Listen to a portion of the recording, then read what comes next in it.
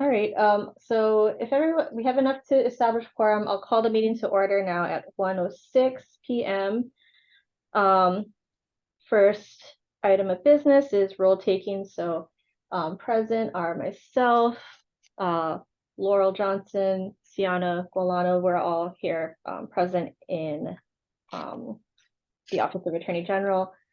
By Zoom, there's Judge Hall, Deirdre Marie Iha, Dr. Fraterelli, Mark Nugent, Dr. Andaya, Jerry Hasegawa, Thaddeus Pham, and Mihoko Ito.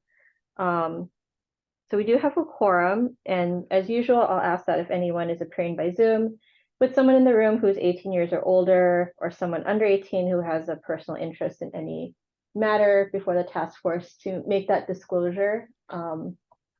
Otherwise, if no one has a disclosure to make, I will move on. I assume there's no members from the public in the waiting room, right, Brandon? They're not in the waiting room, they're just watching. Oh, okay. How many members of the public are there? One. Okay, and no one has raised their hand to say that they want to. Well, I guess if anyone wants to submit public testimony at any time, please raise your hand or use the raise hand function and we'll allow you into the meeting room.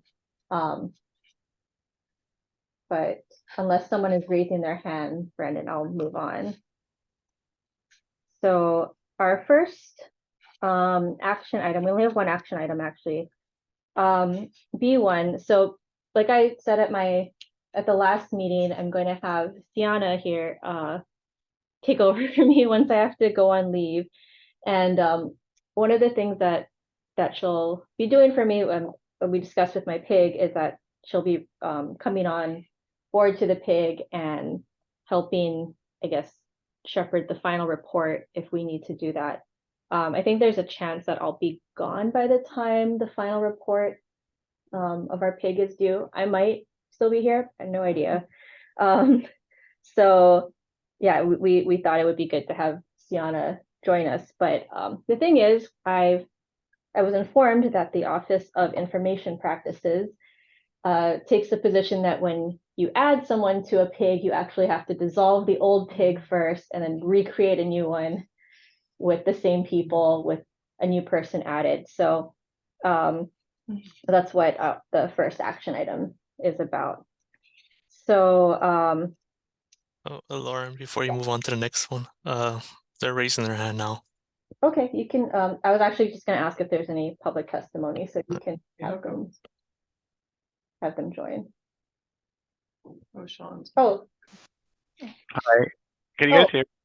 yeah, sorry, Sean is a member of the task force, Brandon. Sure, I'm appearing Sorry. as that.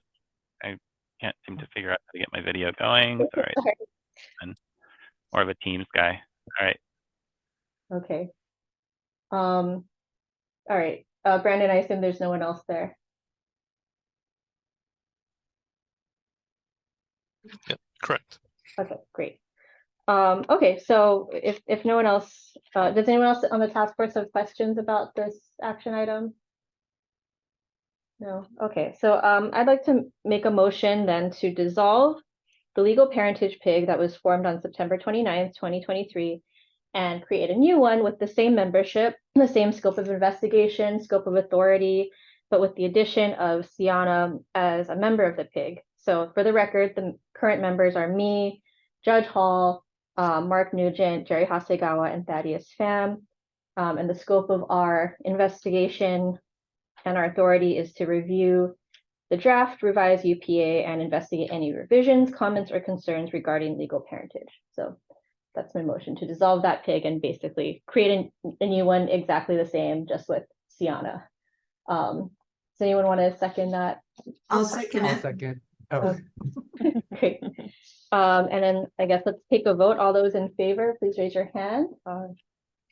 Okay, so let's see, that's Sean, I assume the raise hand function is your Sure. vote. Yeah.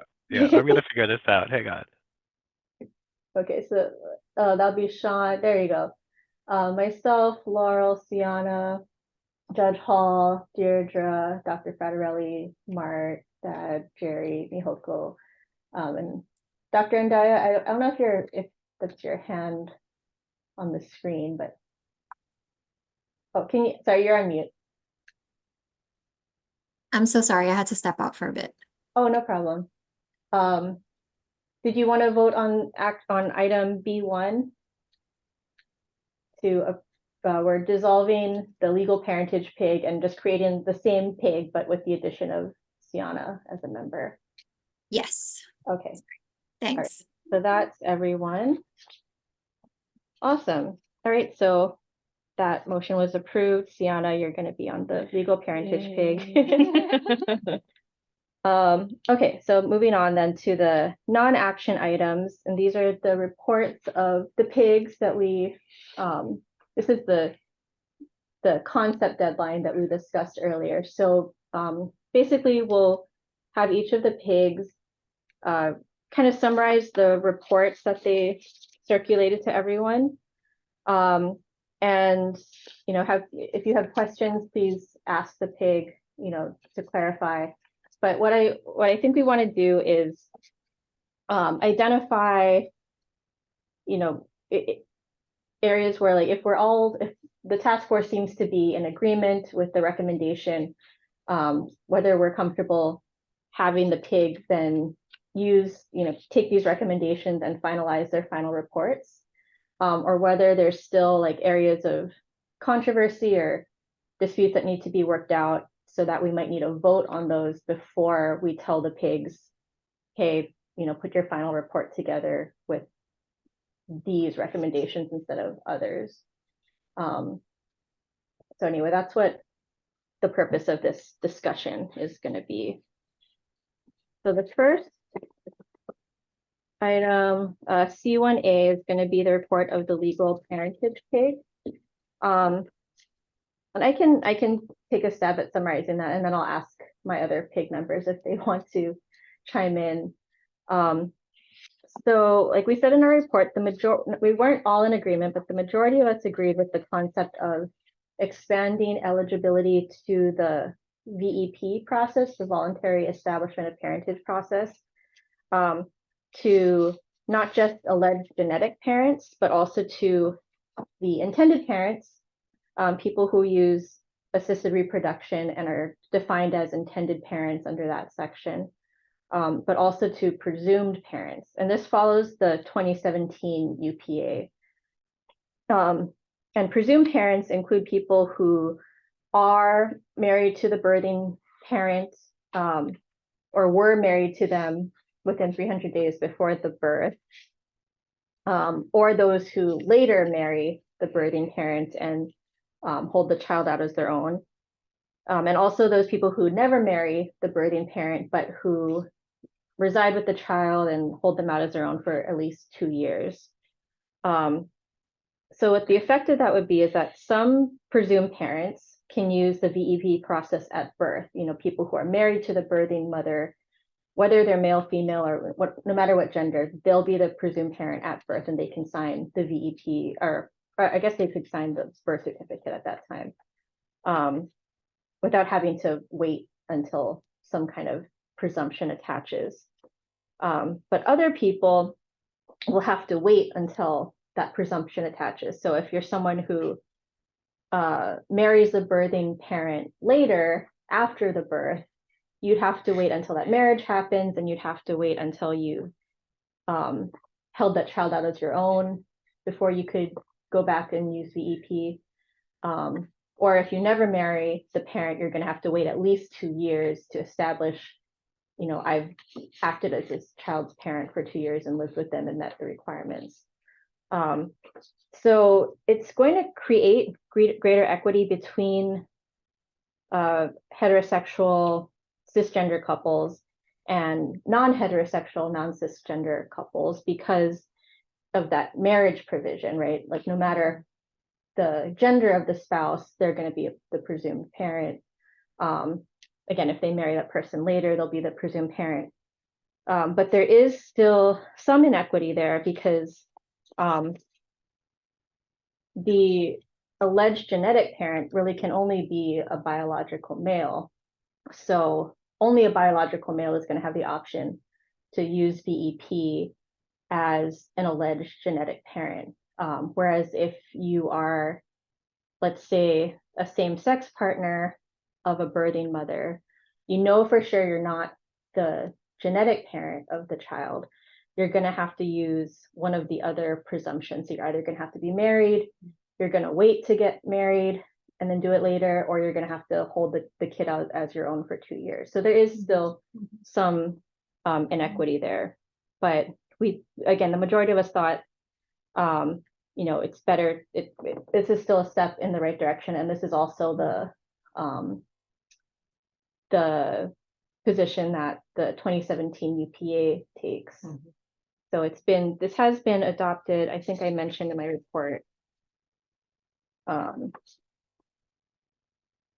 at least 1, 2, 3, 4, 5, at least 5 states. And then the other recommendation we had was to create this uncontested parentage process, which would happen through the judiciary. And so that was an attempt to create a little bit more equity than what the UPA already provides for, where the unmarried partner of the birthing parent, no matter what their gender, could, with agreement from the birthing parent, could say, hey, we don't know who the genetic parent of this child is, but I'm willing to parent the child. I'm going to, we live together, we're going to act as a family unit. We both agree, and then present all that to the judge and have the judge, sign off on that, or to reject it if not all the information is provided. So we recognize this isn't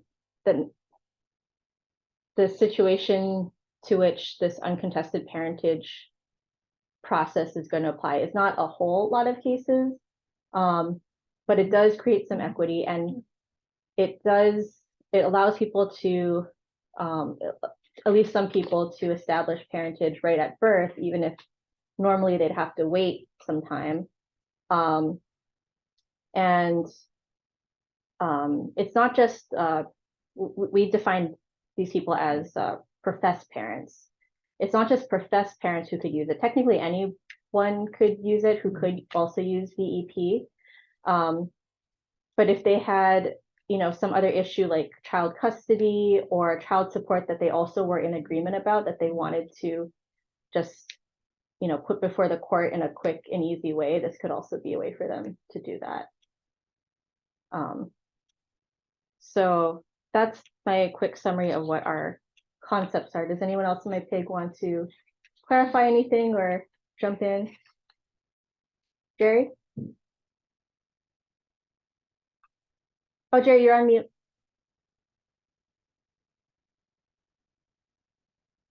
I'm muted. I'm unmuted. Can you hear me? Yeah, we can hear you. Okay, thank you. So my focus has been on the voluntary establishment of paternity process, which is utilized at the time a mother gives birth at the medical center or with the assistance of a midwife. And if it's not done in those 2 instances, then at the Department of Health. And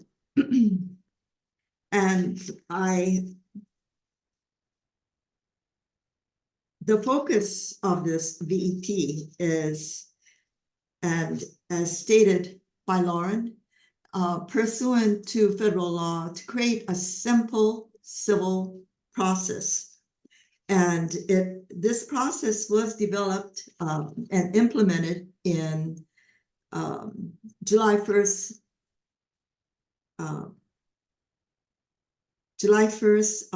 1999. And at the time it was created, we had very little interest in it, but through the years, the parents of the unmarried parents of a child have come to accept that in the community, and we do have a large number of persons utilizing this process. This process is a very important process because it assists in meeting the federal requirement of having a threshold percentage of paternities established during the federal fiscal year.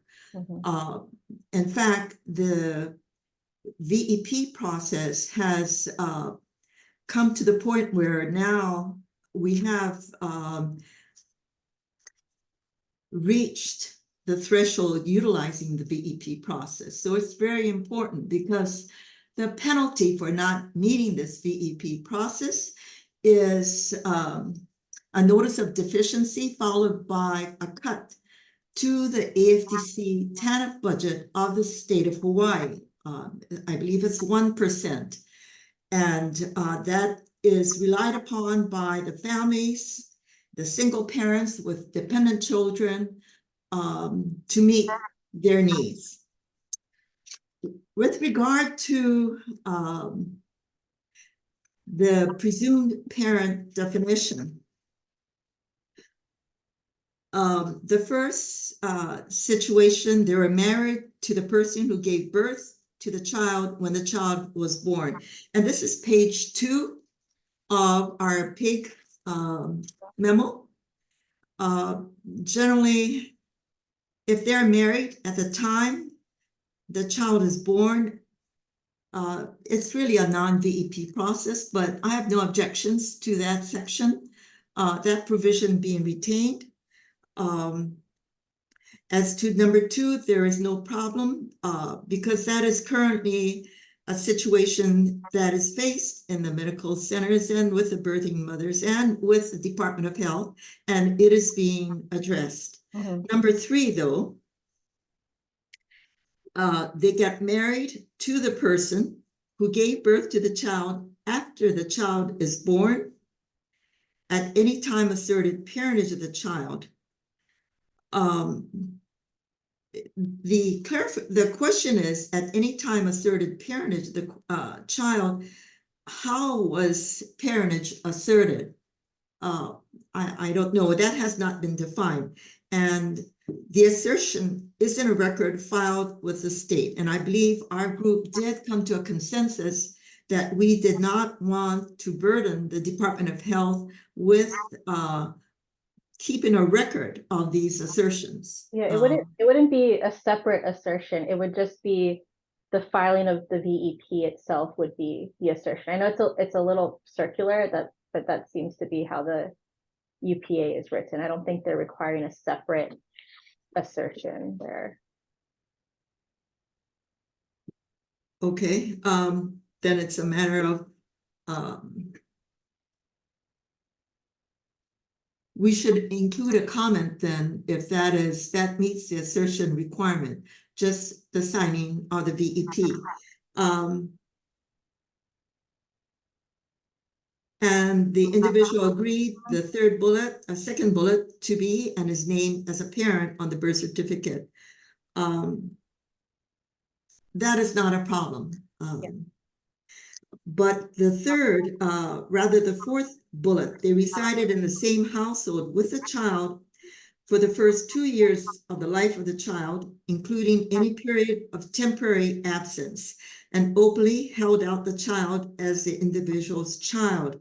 As to that, I would request that a comment be added that the persons who fall in this category can pursue a voluntary establishment of parentage only with the Department of Health, because this would occur after the child is born, and it would make clear to the medical center staff and the midwives that that is not a section that they would have to be worried about. Yeah.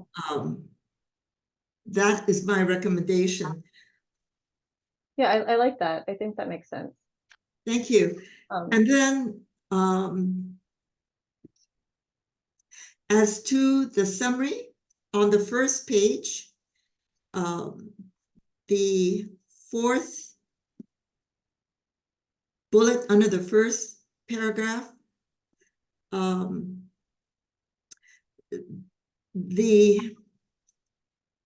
would reword this section.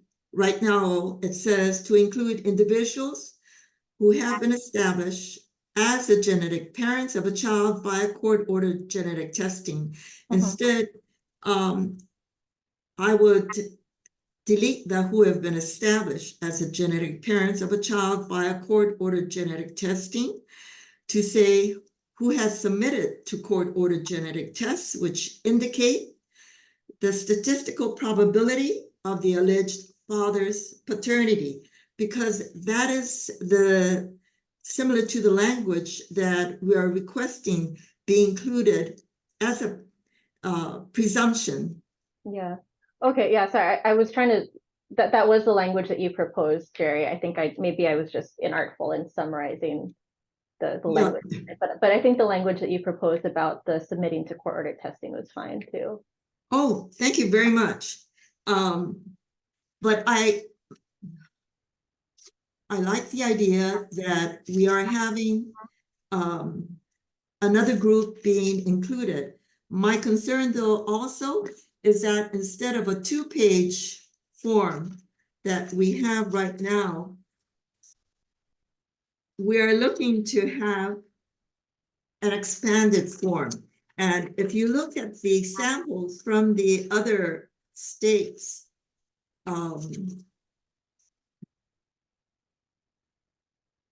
there are 2 states that were included in the attachments, and that was state of Connecticut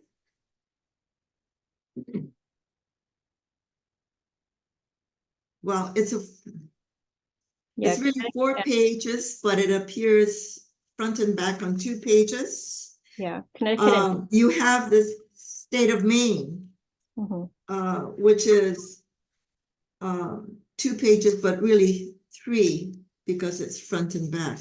Right now, currently, we have a 2-page front and back form. So it's a more simplified form. We can increase it, but the concern is that in order to incorporate the added language, there will be more reading for the parents. And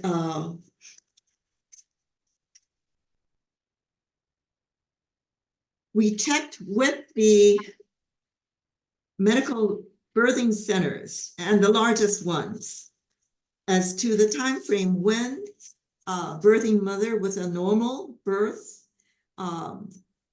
would stay at the medical center. And the average hospital stay for birthing mothers with no complications, Queens Medical Center, 48 hours. Wilcox, 24 plus hours. Hilo Medical Center, 24 to 48 hours. Capilani Medical Center, 24 to 48 hours. It is my hope that we can retain a simplified form, but we know we have to have the rights and responsibilities that is pursuant to federal law included. Right. There is one other request, though. I did reach out to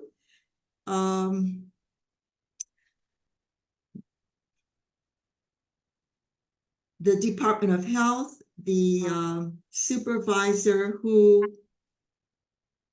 oversees the birth registration, and his concern was that as to the legislation, if a statute could be, statutory provision could be included, which absolves the legal responsibility of the Department of Health, its employees, the hospital, its employees, and midwives from any litigation from the biological donor. The concern is that their litigation may be arising, and Litigation regarding what? the VEP, But what would people be litigating? the fact that the biological donor Like that the form is incorrect or something that, yeah, they did not get their rights. They were not given notice. I think there is some, I don't know if it's in this version of our draft, but I know I've seen language either maybe in the existing statute or in the UPA that accomplishes that says, you know, the people helping the couple sign, you know, the parentage documents aren't going to be liable for anything.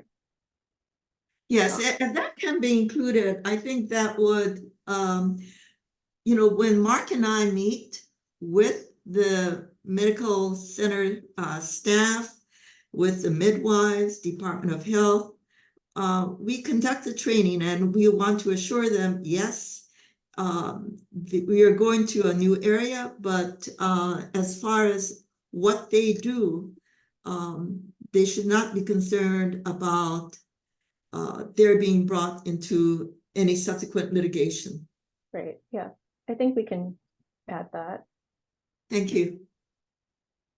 I saw that Sean had a question in the chat. So you were asking, I think you asked how the other states were handling it.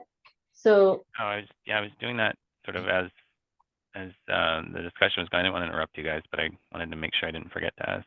yeah, so in the sample forms, I found two sample forms that I thought were pretty good. That was Connecticut and Maine, and yeah, they just have the acknowledge like this. I assume you're talking about the people who assert parentage in the record, like how they do that.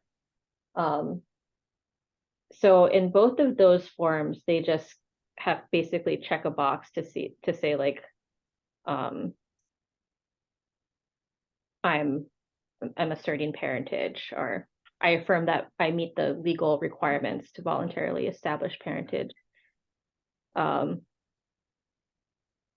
yeah, I don't think they're requiring like a separate acknowledgement in addition to the VEP. All right, does anyone else have, yeah, no problem.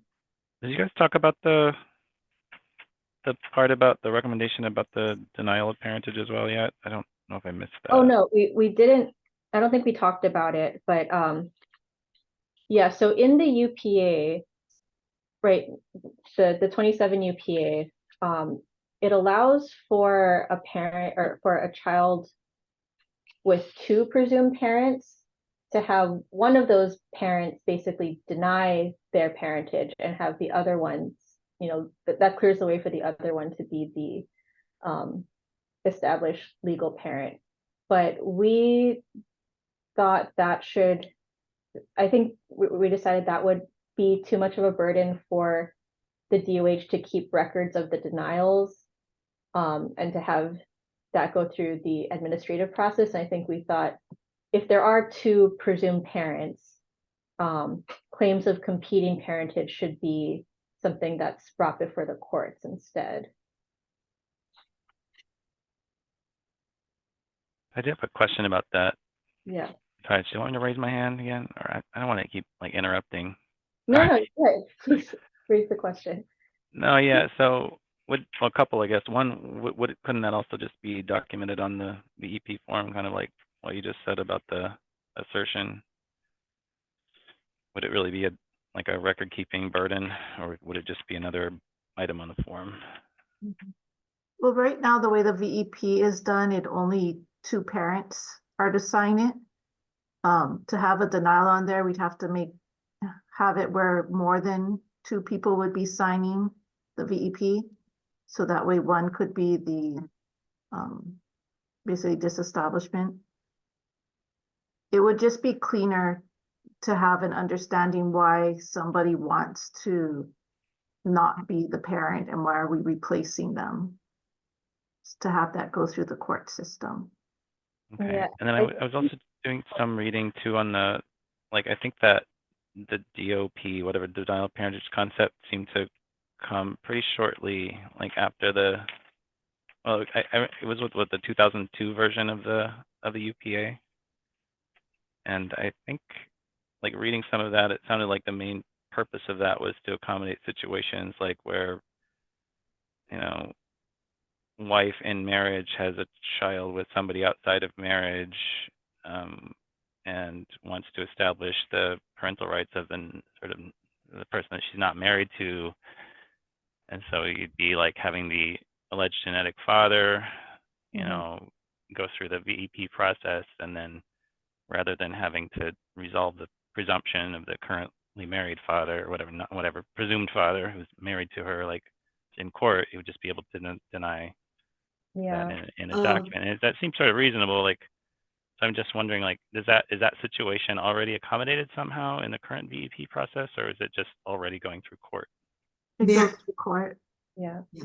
May I answer that? So, in part of the training when Mark and I trained the medical center staff, the midwives, and the Department of Health, we make clear that if the mother, while she's in the hospital, claims that her husband, she may still be married to the husband or may have gotten divorced between 270 days of the birth of the child. If the biological father is another person, that cannot be addressed through the VEP process. Instead, that has to go through the judicial process. And they are trained to not accept to allow the VEP forms to be signed by the parents. So the name as to the name of the father or the other parent is left blank. I think the other reason we wanted to keep it with the judiciary, and again, members of my PIG can correct me if I'm wrong, but I think we wanted to make sure that the person who's signing away their rights receives, you know, notice, preferably through service, I guess, that this is, you know, these are legal rights that they're signing away, and to really understand the full scope of that. And I guess, you know, we could try to accomplish that by, you know, putting in all those acknowledgements into the forms themselves. I think, yeah, it just kind of bloats that process. So we just had to make a call about what, whether to Yeah, have it I go that. understand. Yeah. My perspective on this, just having read up, is that, I mean, it seemed like there was a sort of, the ULC had this in their prior version and in the current version, and this would be a departure. So then it's more of like, why the departure? And so I know it is a departure from our current practice, but that's, I mean, the whole point of adopting this uniform model law is, you know, to depart from our current practice Right. significantly. So I guess it was kind of starting from the assumption like we should be going along with the ULC's recommendation, and if not, why not? And so then, you know, then the kind of question that comes up in my head is, well, like, okay, there's like what, 15 or so other states that are doing this now. So like, how's it going with them? Or like, are they having issues? Is there like are there issues that we should be resolving that they're coming up with, or are we just sort of being a little bit cautious and, you know, want to inch toward this, but not fully embrace the model law? So yeah, it seems like the latter, but I'm wondering if we could be a little more bold and just embrace it and try to resolve the, you know, issues that other states are seeing. Or if we don't know if there are any issues, maybe we could find out. But sorry, I'll pause. One other thing we were talking about too is we don't want that denial process be used to circumvent the adoption process. You know, basically allowing somebody to deny their parentage so somebody else can step in. We don't want that to be occurring either. Deirdre? I think I'm missing something from Judge Hall's comment. Can you like give me one of those scenarios? Like what's the situation with the family that would create the concern that you just said? So let's say you have, Because a don't they have to be situation- married to adopt, right? you do have to be married. Right. So let's say like guess a donor type situation. Or,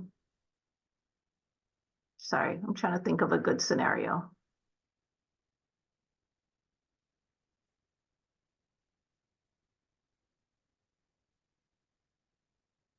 So we have mom, birthing mom, we have genetic parent who wants to deny. Maybe mom is married to somebody, you know, But wouldn't Not that have to be married. judicial though? Because then you have you have a competition, right? Competing claims of parentage because well, the depending on father when the would- denial is gonna be done though, too. It doesn't have to be done at the hospital, it could be done at the Department of Health. And that could be down the road potentially, so mom could have gotten married after the fact. I'm just trying to figure out how the legal presumptions would work, right? So I'll just make a very simple scenario. If a man and a woman are married and the woman gives birth, then the husband is the presumed father, right? For all Yes. situations. Correct. And so you have to rebut that assumption if there was so I don't understand how you would rebut that presumption without a court proceeding. Well, the way I hear the denial of parentage process, you could potentially do it through that. Yeah, I see. that's what that You would- allows, Deirdre. Okay, It so would- I just have I like, to me, these concepts become like, get slippery if I don't try to figure out like, what does a family look like that would need this? Like what But harm there's is happening that needs to be addressed, you know? like a woman is married within 300 days to someone else. That person is a presumed parent. But if she also gets married after the birth and that person, acts as the parent and asserts parentage, that person could also be a presumed parent. So the denial of parentage would allow maybe the first presumed parent, the guy she was married to just say, I don't want to be the parent anymore. And the new husband is the parent, where under what we're talking about, you can't do that during the VEP. You can't do that in VEP. We would want that to go to the court instead. Do I guess we I know- just would say that that I'm was sorry, like, Sean. that was pretty much the exact scenario. I remember reading the comments in the 2002 version, and that was pretty much the exact scenario that gave rise to this process. So I And mean, the they VP create a would- process to streamline the ability for the one presumed parent who knows they're not the father to duck out and not sort of hamstring the whole process by going to court. Right. So the I mean, ULC is that useful or is it not useful? Is it problematic or is it not problematic? I mean, I don't know. But I just coming at this from like, oh, you have this body that like came up with this solution to a problem, and then we're just sort of chucking it, like not quite understanding that. So if we stick with the scenario that Lauren just outlined, I understand the utility of allowing the first husband, who is not the biological father of the child, to easily deny parentage. But then if the legal presumption, there's a second legal presumption in operation for the second husband, who is the biological father of the child, I don't would think he have to adopt the child in order to establish the parentage as opposed to the presumption? if the Well- second person was In your scenario, Deidre, the second parent is the biological parent? Yeah, because I'm thinking about the sequential marriages, like a woman, right? So So- she has married within that time frame. That's, the presumption. But then that marriage ends, she gives birth to the child, then she's married to a different person, and that person is the genetic father. So no, they don't have to adopt, but what they Yeah. would need to do is file a petition to establish paternity. Okay, And then we would disestablish husband one right. and establish husband two. Okay, so the utility in allowing the denial of parentage to be done by a form would be to make it easier to do the first step, but it wouldn't get rid of the need for the judicial process on the second step, correct? Yeah. no, I think Oh, wait. well under the ULC's concept, yeah, it would take out the judicial process altogether, Oh, sorry. right? Okay. Well, Yeah, I'm having a hard time with these concepts and how they would actually function in operation, and I'm all for making it easier to establish parentage, but I'm concerned when there's competing presumptions that I would rather those be in the courts so they can actually figure out what's going on with the specific family and, you know, who, as opposed to us trying to write a law, you know, write a law that addresses every possible, you know, permutation of the scenario. Lauren, can I? Oh, say? yeah, yeah. Go ahead. Sorry, everybody. This is Laurel. My only comments are, well, there's several, but one, thanks to everybody in this group, because I think I would have had to have a bottle of scotch next to me to try to figure out all these permutations of parentage. But, you know, the guardrails to me, which I hear that I actually am in favor of, is marriage, because marriage is a contract and we all recognize that. It doesn't need to be whatever gender, that's irrelevant, right? Marriage is marriage. But I also hear that genetics could be, you know, something that we should be concerned with. And that's what I've been asserting all along. And I think what Judge Hall is trying to say is there are points in the parentage process where you want to prove someone's commitment to the child, genetic or not. And so I think what I hear is it's kind of covered. And so, Sean, I hear what you're saying about forms, but honestly, it makes me a little nervous that we're just going to let somebody sign a form and say, I'm out. I don't want to do this. That's just, that concerns me.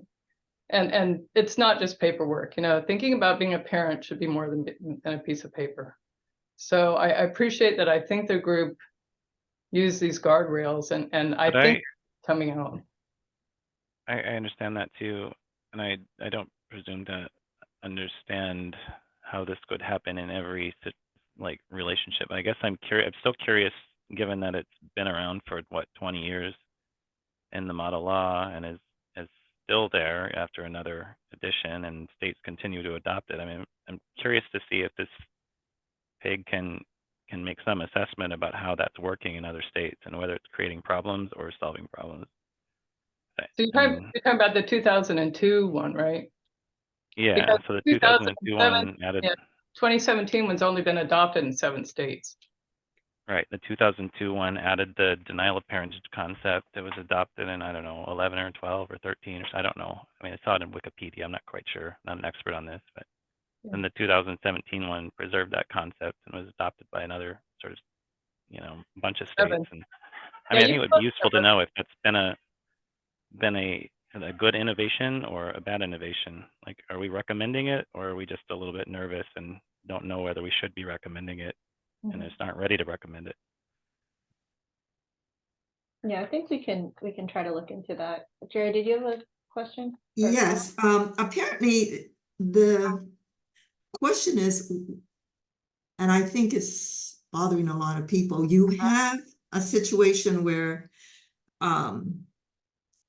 mother gives birth and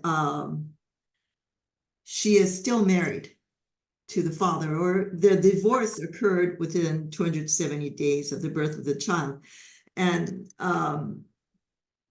if the divorce, and Judge Hall, you can correct me, the court will ask, are you pregnant, before decreeing the party's divorce. But if mother is pregnant, the court will reflect that. And it's, in fact, Judge Hall, what happens when they get divorced within 270 days of the birth of the child? Mother says he's not the father, and husband may or may not say, I'm the father or I'm not the father. What does the court do? So we don't grant divorces where we know that mother is pregnant until after the child is born, or that they have to, if we do, we have to have affidavits from mother, husband, and alleged genetic father, all acknowledging that they will be doing a supplemental order after the child's birth. So we won't grant a divorce unless we have another father stepping into the picture and we can completely disestablish husband. Thank you. That's my understanding. And that is a protection where you have a situation where mother is still married and the father of the unborn child is someone else. So you don't grant the divorce until after the child is born. Judge Hall? Yeah, for the most part. Unless they can get all their affidavits in, which a lot of them have difficulty doing. So under- Does the court require genetic testing No, separately? no. No? So these presumptions are so complicated. You have different scenarios that it's preferable it go through the judicial system and not be handled by a clerk who is with the mother for 48 hours or less, trying to sort through this situation.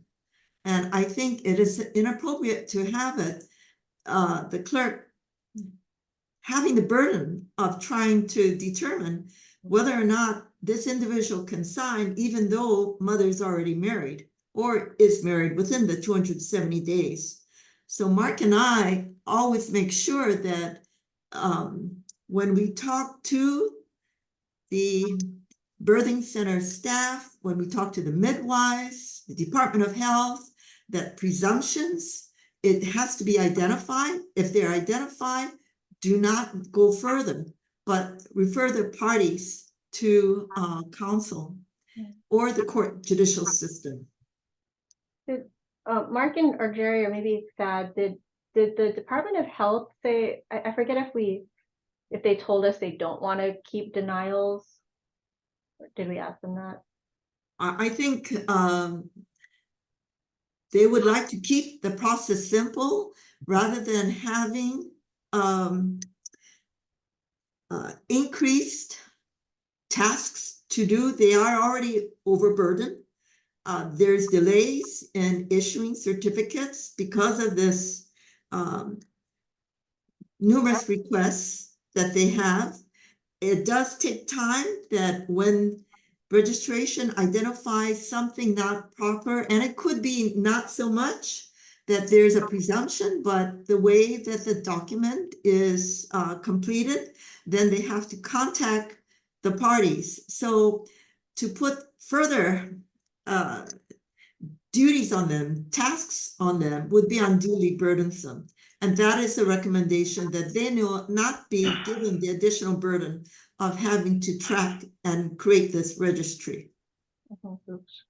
So under, maybe Sean or Judge Hall knows this, under the 2017 UPA, is a denial only valid if there's someone else to step in, or can someone just say, I deny, and now you're just left with the birthing parent? The only time we don't have another parent stepping in is if there's a genetic test proving that they're not the parent, and we just don't know who the actual biological parent is. I mean, under the If you, the ULC, the 2017 UPA, do they? I believe the only effect, if you look at that section 609 around the effect of it, it only takes effect if it's resolving a kind of dueling presumptions. Oh, okay, Mhm. so If it's it's not an like, alleged person and a presumptive based on marriage, then one of them can issue a denial, and then that resolves the I see. whatever. So it's not like someone can just say, No, it's not like get out of being the dad or something. It doesn't really do that. okay. So did you have your hand up for something else? I did. I realized at one point that I think I'm on this committee mostly as sort of a fact witness, and I'm remembering. So my husband and I, we went through surrogacy twice. So I know the surrogacy provisions, which we may discuss later, would change this whole thing entirely. But the second time we did this, we had a surrogate who was married. So the surrogate gave birth to our second son, and so then that, she was legally the mother.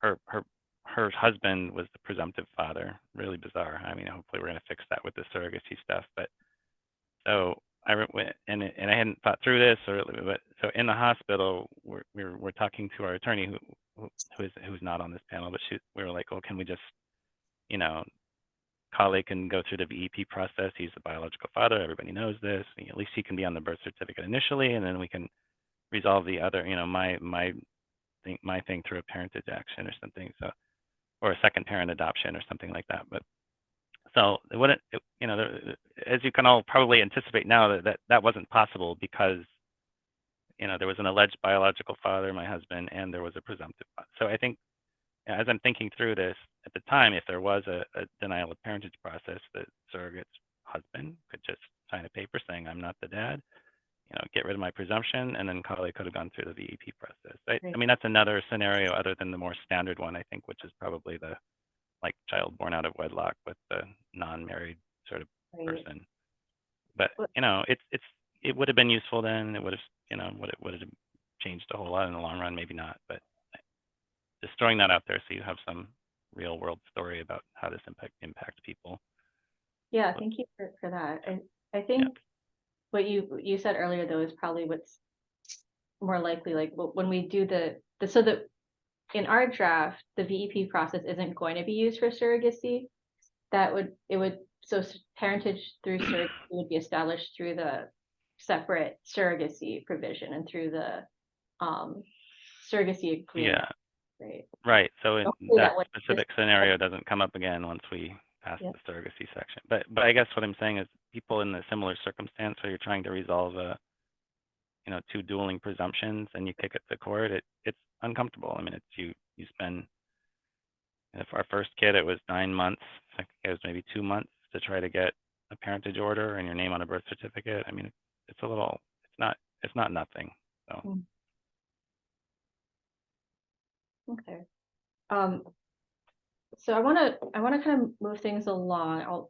I think we should I just want to Go ahead. just Sorry. really quickly, I just wanted to have it noted that, you know, I just want to thank Sean for that perspective, because the intention, I think, originally of this work group was to make it easier for non-heterosexual.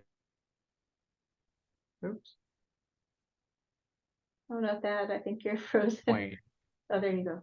Oh, Sorry, Thad, you were frozen for a little bit. Oh, I just wanted to acknowledge Sean's point. Yeah. Oh, is it No, not working? I can hear you. Okay, I just wanted to acknowledge Sean's point. I think it's important to remember that the reason that this work group was convened was initially to make it easier for non-heterosexual, non-cisgender parents and couples to establish parentage. Right. Yeah, definitely. Yeah, so I think we'll have to take a closer look at the denial of parentage section and maybe and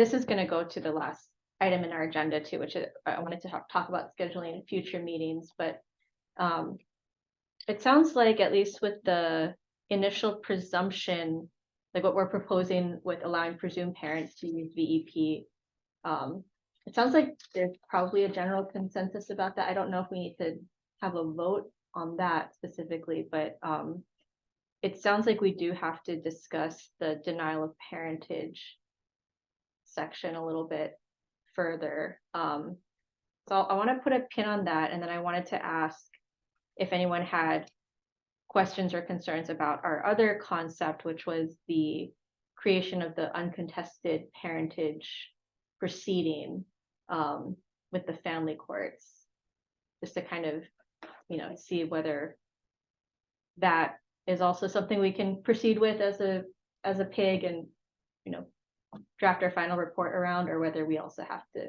that's something we should continue to talk more about with the task force.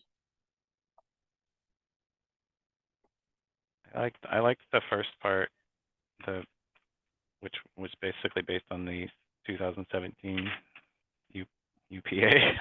Out of the preceding one, I wanted to hear some discussions, and I want to apologize for not having been in the last couple of these where that was probably already discussed. No, so yeah, so this is a new thing, like this uncontested parentage proceeding isn't in the UPA. It's something that we thought of to at least, you know, hopefully address a situation where there's no competing presumptions of parentage, but you do have someone who is not a presumed parent yet, but who is willing and able and is in agreement with the birthing parent about becoming a legal parent. So we wanted to address that kind of narrow situation. Deirdre, you had your hand up. Yeah, so I just want to make sure I'm on the right page here. You're looking at concept 2 on page 4 of your document. Yeah. Okay, so my understanding is that if we were to adopt in the general concept, you don't have to get into the nitty gritty, Mhm. the assisted reproduction provisions that my PIG has been discussing, Mhm. that anything for assisted reproduction or surrogacy would be addressed through those provisions. So Right. this would have to be an unmarried, non-heterosexual or cisgender couple that did not use assisted reproduction. Yes. Okay, all right, so, Sorry, Deirdre. Sorry, I think it could be either. It could be any kind of unmarried couple where the person seeking to establish parentage just was not biologically related, so didn't have the benefit of a presumption or couldn't claim to be a alleged Yes. biological parent. I It guess could be could like- also be, it could also, Right? it could be assisted reproduction, but not one that goes through your process, Deirdre. Like say someone goes off the books, I guess, and, you know, does something by themselves and they have an anonymous donor. They don't know who the actual biological father of their child is. I think maybe that person could also use the uncontested proceeding if, is that a real problem? Does that It happen? happens. Does it? Yeah. I'm not surprised. I think that probably this happens in every possible variety that humans could invent.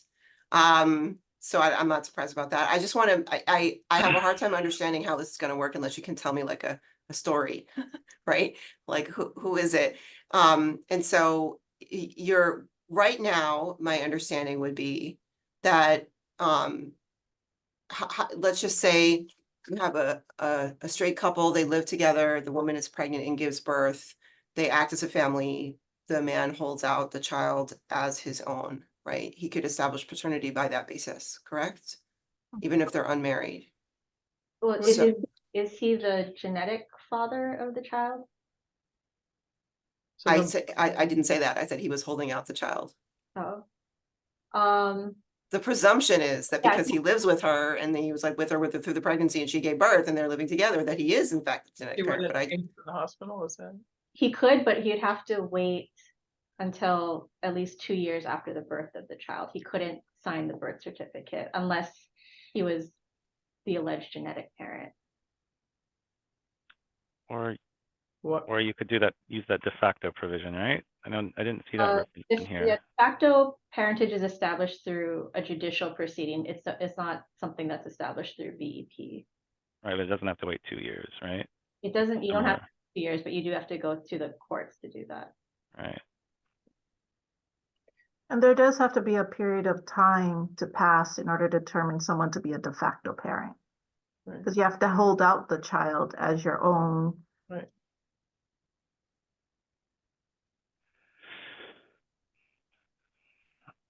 Did we successfully derail you from your question, Deirdre? no, I'm texting my son who is walking home. Happens every day at this time. Okay, I just like, so let me just walk through this. So the parity that we're looking to establish for all couples already exists if they're married, correct? Mhm. Okay, so then this is really for unmarried couples. Married. Mhm. Yeah, Okay, but- so walk me through with the little story, what gender disparity between the couples is addressed by this?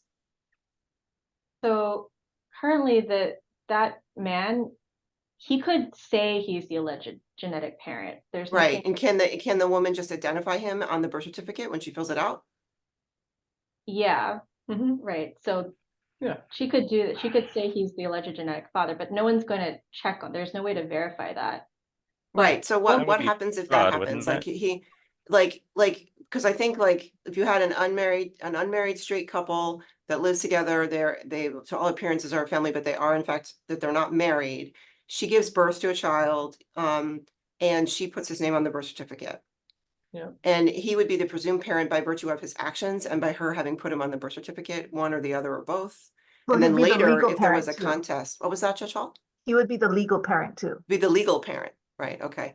I'm just trying to figure out, like, I'm all completely in favor to try to sort of maximize the equity for couples regardless of gender or marital status to essentially be this way they be treated the same as the heterosexual couple in the same legal status. But I'm just trying to understand where that disparity is. If we Yeah. treat unmarried couples the same, then they're treated the same, right? Well, so in your scenario, if it was a woman though, she could not just sign the birth certificate at birth. They would still have to wait at least 2 years, unless they get married sooner. But as long as they're unmarried, she can't just say I'm a legal parent until the 2 years have passed. I see. Okay, so then what happens, because we know that even if they don't know who it is, we do in fact know that there is a genetic, I'm going to say that's 2 women, and one of them, they're unmarried, one of them gives birth to a child.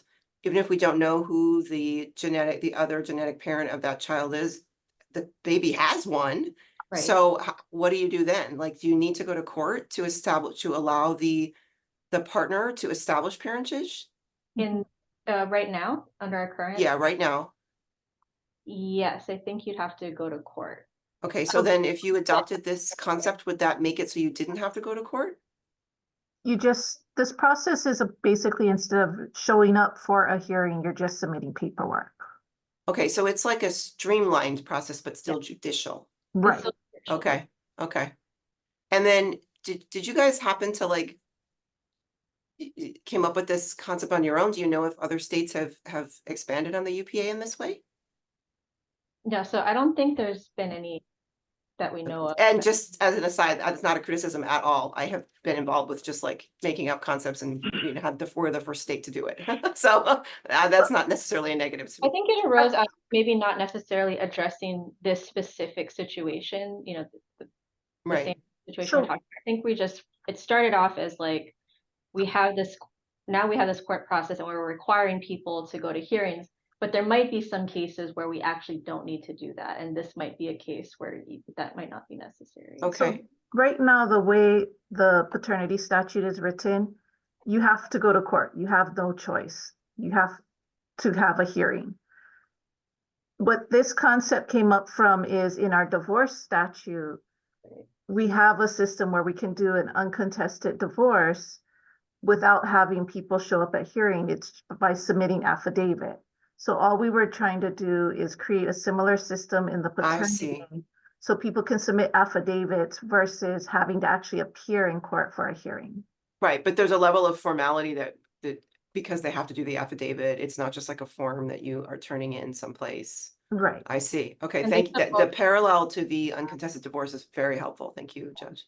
And there's some oversight by the judge instead of just like employees at DOH or employees at a hospital. Oh, yeah. Yeah, no, I see that. Okay. So then, Judge, would be the burden on the judiciary?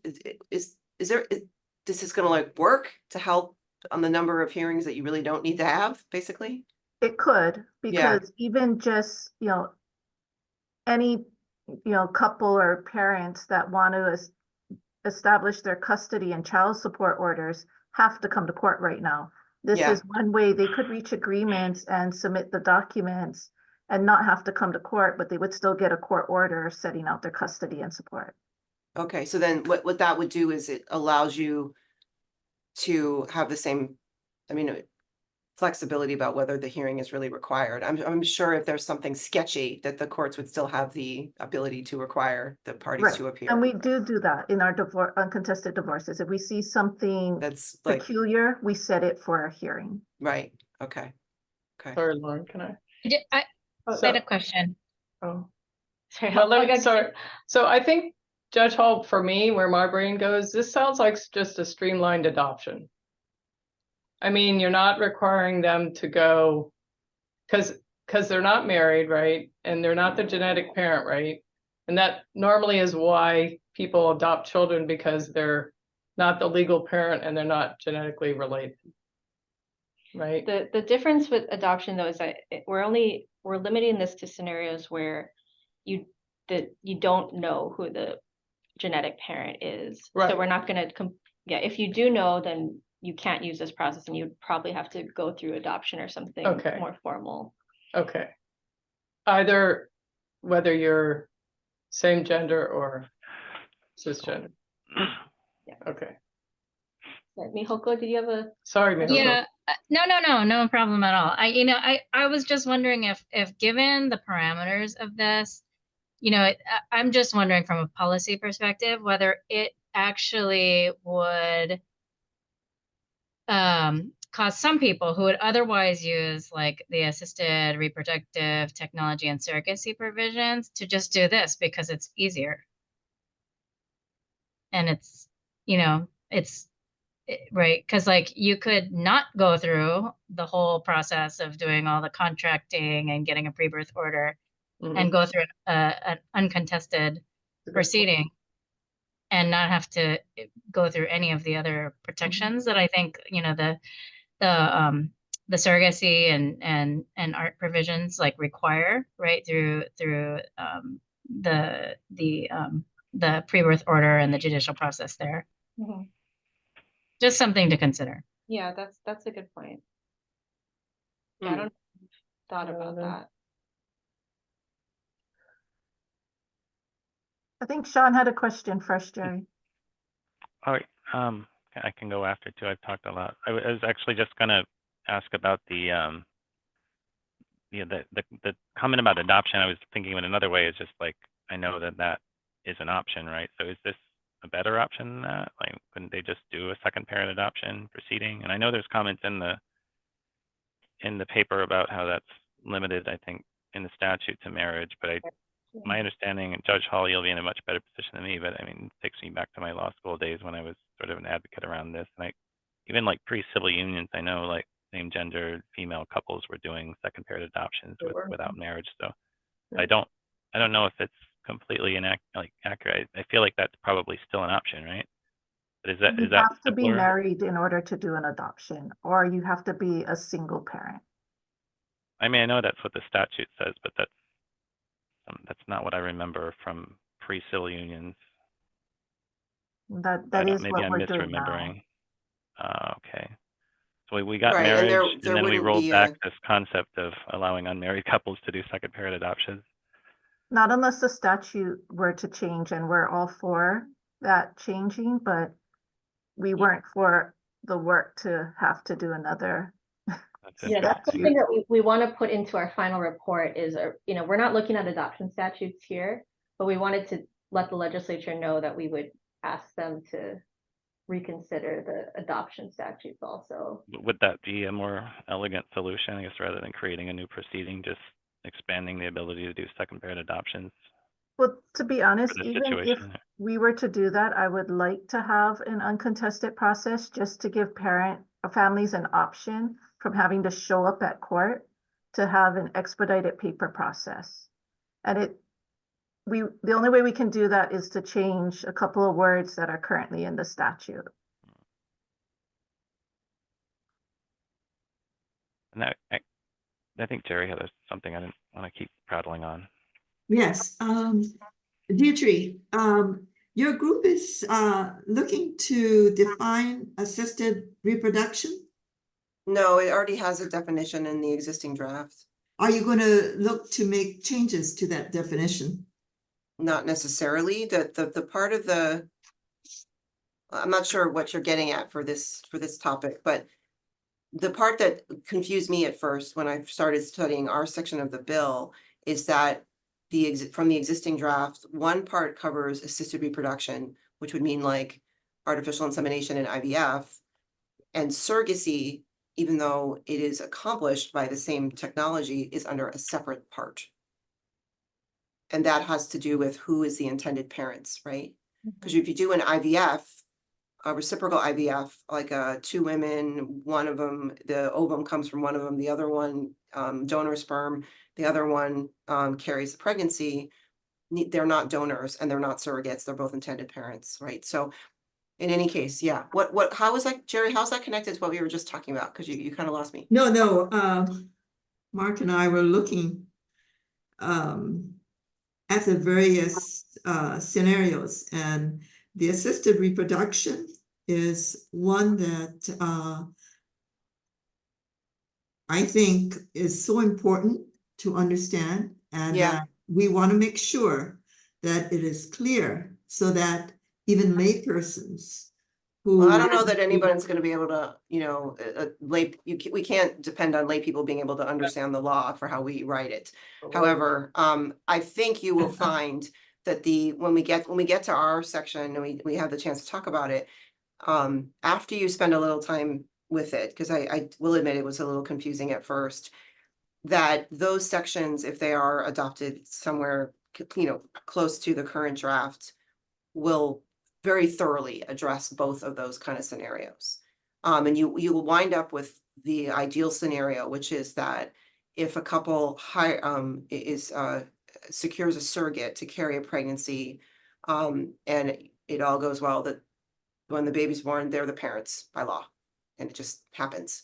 And they won't have to do other legal proceedings because the law will have taken care of that. So I think that the potential scenarios by which those portions of the bill would be in operation are actually easier to define than the potential scenarios that are in this section of the bill, the parentage one, which has every possible variation we could think of and a whole bunch we can't. Does that make sense? Yes. Yeah. Do you anticipate for the surrogacy, because of the different parties involved, do you anticipate there being some kind of a written agreement, something to show? Oh, for sure, Jerry, but I would suggest that we stay focused on the legal parentage thing for now. Yes. And I think when you get the chance to look at them, you can see that, I mean, overarching from our group, we mostly agreed on the vast majority of things. And we mostly wanted to land with the, you know, the existing draft that we had gotten from Judge Hall, and without major changes to it. We're sort of more doing refinements. But if you look at those, you'll see it's very thorough. Yeah. There's a contract, the provisions of the contract. You know, what do you do when the surrogate's married? How are they represented? It covers all kinds of things.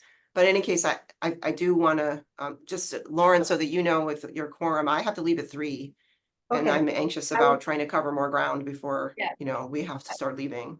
Right, yeah, so I wanted to, I'll put a pin in the legal parentage discussion. I think we do have to have further discussions with the whole task force, and maybe even have like a vote on what you guys want our final report to say before we proceed on. So, Well, Lauren, I have a question about that though, because I think if you're asking for a concept like yay or nay on including a denial of parentage provision, and I have something to look at, like the law that you're either going to include or not include, I feel like we don't necessarily need to have anything more than we have now.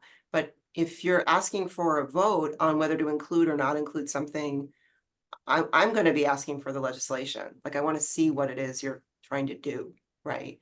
So anyway, I don't know how you're envisioning doing this, but I think we can see how detailed and challenging these topics are. It's going to be a lot of work to get through all of the potential policy questions that we have. yeah, so I think it would be the former, like I think I would want probably a vote on like what concepts you want our final report to include and what we should be working toward. Is it okay I mean, this is like a Chapter 91 question. Can we basically, based on the fact that we're still talking about this, and I would second Sean's request that we go and look and see how this denial of parentage provision has worked, since it has existed for a long that's something period that of time. takes into Well, if it's problematic and the other states show that, that's a great, very easy, clean reason to say that's why we took it out, right? So anyway, I personally would love to see that at the end of these conversations that we have a list of the policy decisions that we have to make, you know, yay or nay on this, yay or nay on this. Because I think otherwise we could just kind of have this freewheeling conversation forever. Right. Yeah, so I think at some point we're gonna have to have a meeting where we do lay out and yeah, I don't think I can send. Yeah, I'll have to think about whether I can send that now ahead of the next meeting, but there will have to be like, it would have to be agendized, like we're Right, it's gonna have to be an action item, right, to vote on the inclusion or not including where Right. there's policy debates. But I think that's part of the challenge is that there's so much policy involved with each of the pigs, like each one is out potentially hours worth of discussion, right? So I think we're gonna have to have more meetings like this one before you even get to the list of the policy decisions that the task force needs to vote on. Yeah. Right, or we have to organize ourselves differently. I'm totally open for how to do that. I just think that we have to really focus on getting to the points where we need to specify what has to be voted upon. Right. Yeah, so that's gonna be, and that's what I wanted to talk about at the end of the meeting after we hopefully go through our pig reports. It sounds like, well, anyway, so I'll put a pin in the legal parentage one right now. And we'll move on to the birth heritage pig and then the genetic, the assisted reproduction pig, and then what we can talk about how we should schedule our next meetings and what our goal should be for those. Can Go we ahead. switch the order of the pig presentation? Because I am concerned that Deirdre has to go, Carol's not here, and our pig will lose its, core. Yeah, sure. We can do that. Okay. Did you just volunteer me to summarize? I was about to volunteer you. Nice move, smoothly done. That was If you guys slick. don't object, that I would really appreciate that because I do need to go at 3. Yeah, of course. Carol is missing. Our group has met several times. We have our two. Before we move on, Brandon, was there anyone who is in the waiting room and wanted maybe to talk about the legal parentage pig? Any hands up there? There's no attendees. Okay, great. Okay, sorry, Deirdre. Go ahead. Oh, no, thank you for doing that. We almost skipped that part. Okay, so we had our concept document, the 2 pages. Mhm. And how we decided to do it was to break up some of the general approaches at the top, and you'll see that. Where it says general approach number 4, that's where we were warning people about how to read these parts, that assisted reproduction and surrogacy are governed separately. And I wrote that down because I was totally confused by that initially before I realized the bill was actually quite clear about that. So when you think about, even though surrogacy is itself a form of assisted reproduction and uses the same technology that you might do for like an infertile married heterosexual couple, right? It's under a separate section of the law. So you got to remember that, right? When the person who carries the pregnancy and gives birth to the child is not the intended parent, not an intended parent, right? What we had our second header here, the policy decisions, these next 4 listed under there, these were policy decisions that our group discussed at some length, and we had consensus between us, right? So there was no disagreement on our pig, but we did think it was worth highlighting what we had discussed. So those issues are genetic versus gestational surrogacy. And on that, we landed on, really nobody was really thought genetic surrogacy was a terrific idea. However, we did not want to ban it, and we thought that it would benefit from an additional level of regulation. So that's when the surrogate is giving birth and she is a genetic parent of the child. So it's her own genetic child that she is committing to allow somebody else to be the parents of, right? As opposed to a gestational surrogate who has no genetic relationship to the child.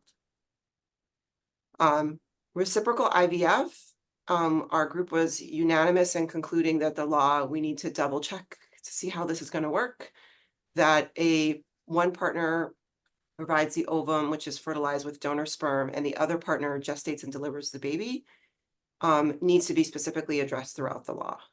And we wanted to make sure that these people were not considered by law either donors or surrogates, because they are neither. Both of them are intended parents, right? And that one, it's mostly a question of like figuring out how the law would work for them. And after studying it, I think minor adjustments will probably make it possible without changing the major substantive provisions. It's not really changing the intent of the current draft so much as just making sure that this particular scenario for these couples doesn't, who do use IVF, it doesn't somehow slip through, right? So that would be under the assisted reproduction part, not the surrogacy part, because the partner who carries the child and gives birth to the child is an intended parent, not a surrogate. Right. so jurisdiction, this provision was kind of funny. There's a provision of the law that would permit non-residents to use the law for a surrogacy agreement if at least one medical evaluation or procedure or mental health consultation under the agreement shall occur in this state. And we thought that especially if one of those consultations occurred by Zoom, that was getting super sketchy in terms of the sufficient connection to the state for purposes of personal jurisdiction, meaning, will the courts of the state have jurisdiction over the people who participated in this contract? So arguably, the contract itself is enough under the long arm statute, but our group was unanimous in concluding that we should add something to that section, basically saying that if there isn't at least one resident of the state as a party to a surrogacy agreement, then it should explicitly say that they are consenting to the jurisdiction of the state courts, right? And that was like one addition. That would basically make it so that this law that offers these protections can be enforced, right? And then the last of our sort of consensus points was about confidentiality. So the bill currently requires a confidentiality agreement for every surrogacy agreement, and I quoted it there. The agreement shall contain a confidentiality agreement. There was some debate among our group about like what that meant. Like in civil practice, that phrase would mean that you had to make it confidential, right? And this is between the parties, like between the parties to a surrogacy agreement. So the feeling of our group was that we thought it was very helpful as a matter of policy to require that the parties to a surrogacy agreement explicitly state their expectations as to confidentiality, but that whether it actually is confidential in the agreement between them could be left up to them, right? And to me, I felt like it was getting a little bit absurd because, of course, late in the pregnancy, the surrogate is visibly pregnant, right? And so I don't know how you would keep that confidential, right? And what kind of complications it would create in her life if she's supposed to be pregnant, but like she's not allowed to say where the baby came from, right? So in any case, so we landed on that. And then when we talked about that, we ended up also discussing the confidentiality of maintaining respect to arrangements with respect to the general public. And what I was prompted by our concern that sometimes case captions that are available like on eCourt Kukua will actually disclose a pretty fair amount of information, right? Enough for you to know that something like this is going on. And we felt like that might not be in the interests of the privacy of the individuals who use these processes, and that we thought that it would be beneficial to consider whether any further refinements would allow the judiciary to make it so those captions are not visible to the public, or they're made into some kind of DOE sort of thing, right? So that because basically it'll say like so-and-so versus so-and-so paternity. Well, you just learned something, right? So any case, that was a secondary concern that was prompted by the fact that when you wind up in some kind of litigation or you need a court order, there was a confidentiality. We thought that it's really their business. And that was like a second confidentiality issue. And then the one policy debate where we had some very interesting discussion and did not have consensus on was the necessity of a mental health consultation for surrogates. So the bill would currently require intended parents using a surrogacy agreement to undergo a mental health consultation and govern the scope of it. It's just like a very brief. It doesn't detail what's required or what that means to have a mental health consultation. So there were some of our group members who were concerned that it was unduly onerous and inequitable because it imposes a burden on intended parents using assisted reproductive technology via a surrogacy agreement that is not imposed in any way on heterosexual couples who conceive without any assisted reproductive technology. And then there were other group members who felt that it was a reasonable for the very limited purpose of interpreting, that for ensuring that intended parents via surrogacy were prepared for the particular, emotional rigors of having a surrogacy arrangement. So that topic, we specifically wanted to know what the task force wanted to do with it. And I would invite my PIG members to add their comments. Dr. Fratarelli, I know you felt strongly about this. So do you want to chime in on that last one? Yeah, I would say that if you say that there's rigors with having a child by way of surrogacy, There's also the same rigors when you're doing co-IVF or donor eggs or donor embryos or donor sperm or just having a child naturally. I think so I think that having any parent in mandating that they undergo a mental health evaluation to be a parent is difficult to say. Mhm. Difficult to mandate. Is Did there Miho go, Sean? Or is there something similar for people who want to adopt? Do they have to undergo that kind of exam? They don't do home studies anymore. No, we don't have anything similar in the adoptions. I was just gonna say, Deirdre, just back to the fact witness perspective. So Yes, please. went through this twice. Yeah, we don't have a surrogacy statute, but we do surrogacies, obviously, and this is not standard here. So yeah, I mean, Kali and I got counseled at every stage of the way by the surrogacy agency that sort of vets the surrogates, and some agencies require mental health evaluations, I think, in different states of participants. But in terms of mental health evaluation, there was not only an evaluation, consultation. I mean, not by a psychologist, psychiatrist, but yeah, I mean, at every stage, it's like the surrogate agency walks through scenarios, you fill out forms saying what your expectations are, and if there's red flags, then they don't proceed with you. And then you get to the IVF clinic, and the doctors walk through what the expectations there are. I mean, throughout the pregnancy, in the second pregnancy we had, there was we had to go through an amniocentesis. Other couples in more standard arrangements also go through that. There's points where doctors are talking to you about what that means and what your expectations, what you're going to do if something happens. I mean, there's a lot to digest and go through, and I feel like the system is already kind of built to support people to go through this. So I don't feel any sort of lacking by not having a psychologist on the waiting in the wings for me if I was going to break down. But and to the extent that this is there as some sort of gatekeeping thing where there's somebody that's going to try to vet people and eliminate potential parents, then yeah, I think that becomes problematic, because then it's like, they're not doing that for any other type of arranged couple. Mm-hmm. That was my question. If this is just like you're imagining like a consultation, but not like a screen, right?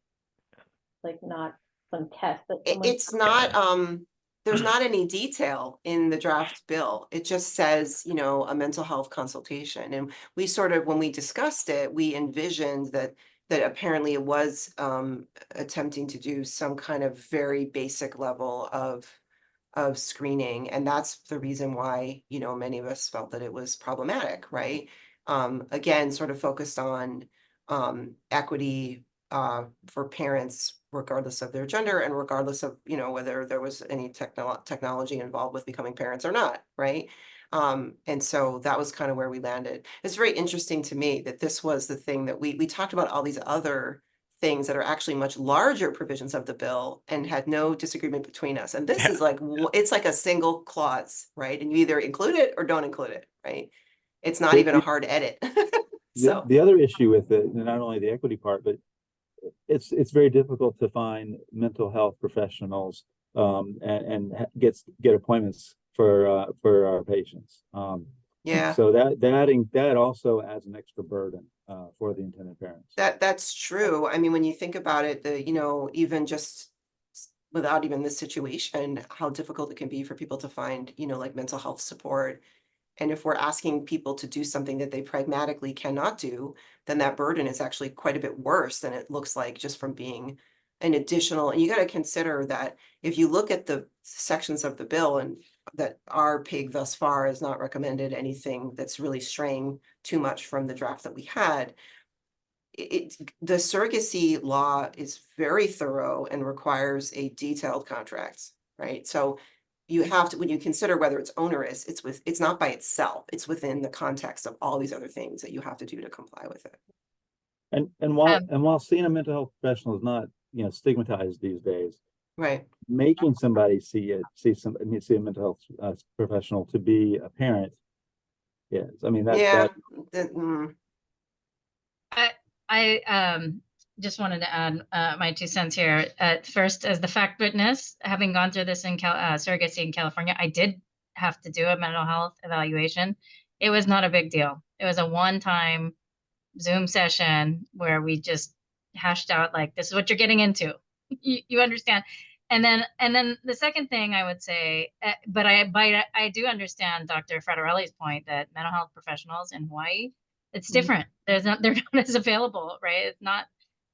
It's not the same. And then the second thing I would say is that in prior discussions at the legislature regarding surrogacy, one of the things that was brought up as a concern was, would there ever be abuse of surrogacy, of the surrogacy concept in Hawaii?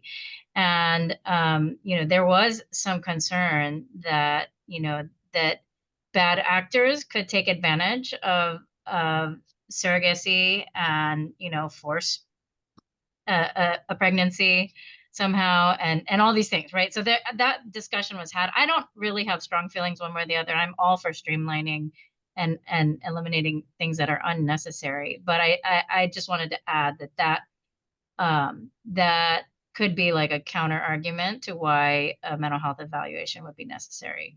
Can I make another quick comment too? Like, I know I did like kind of along with lines of the denial of parentage stuff. I kind of looked at the ULC stuff pretty as much as I could, and it's around this, and because it really does pain me to sort of try to depart, as you guys can tell from what's been recommended by this body. But it's like the sort of rationale for it wasn't articulated very well, and it was sort of this.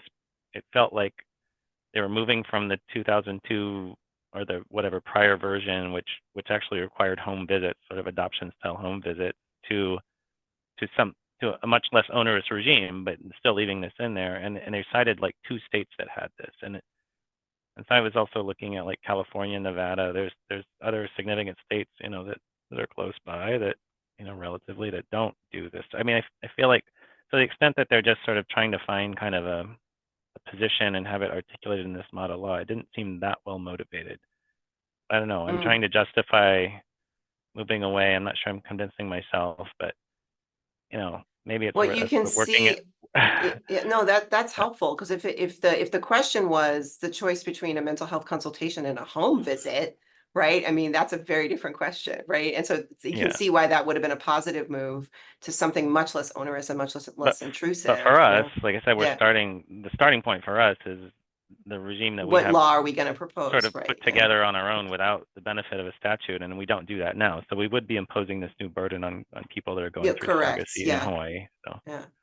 So I don't know how to go about this, like, logistically with the meetings, Lauren, but our PIG would like to have the task force tell us as a whole, what we should do about this, right? This last question.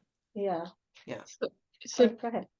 I know Carol did, like, when you were talking about the genetic surrogacy, there was kind of like a survey of what states were doing. Yeah.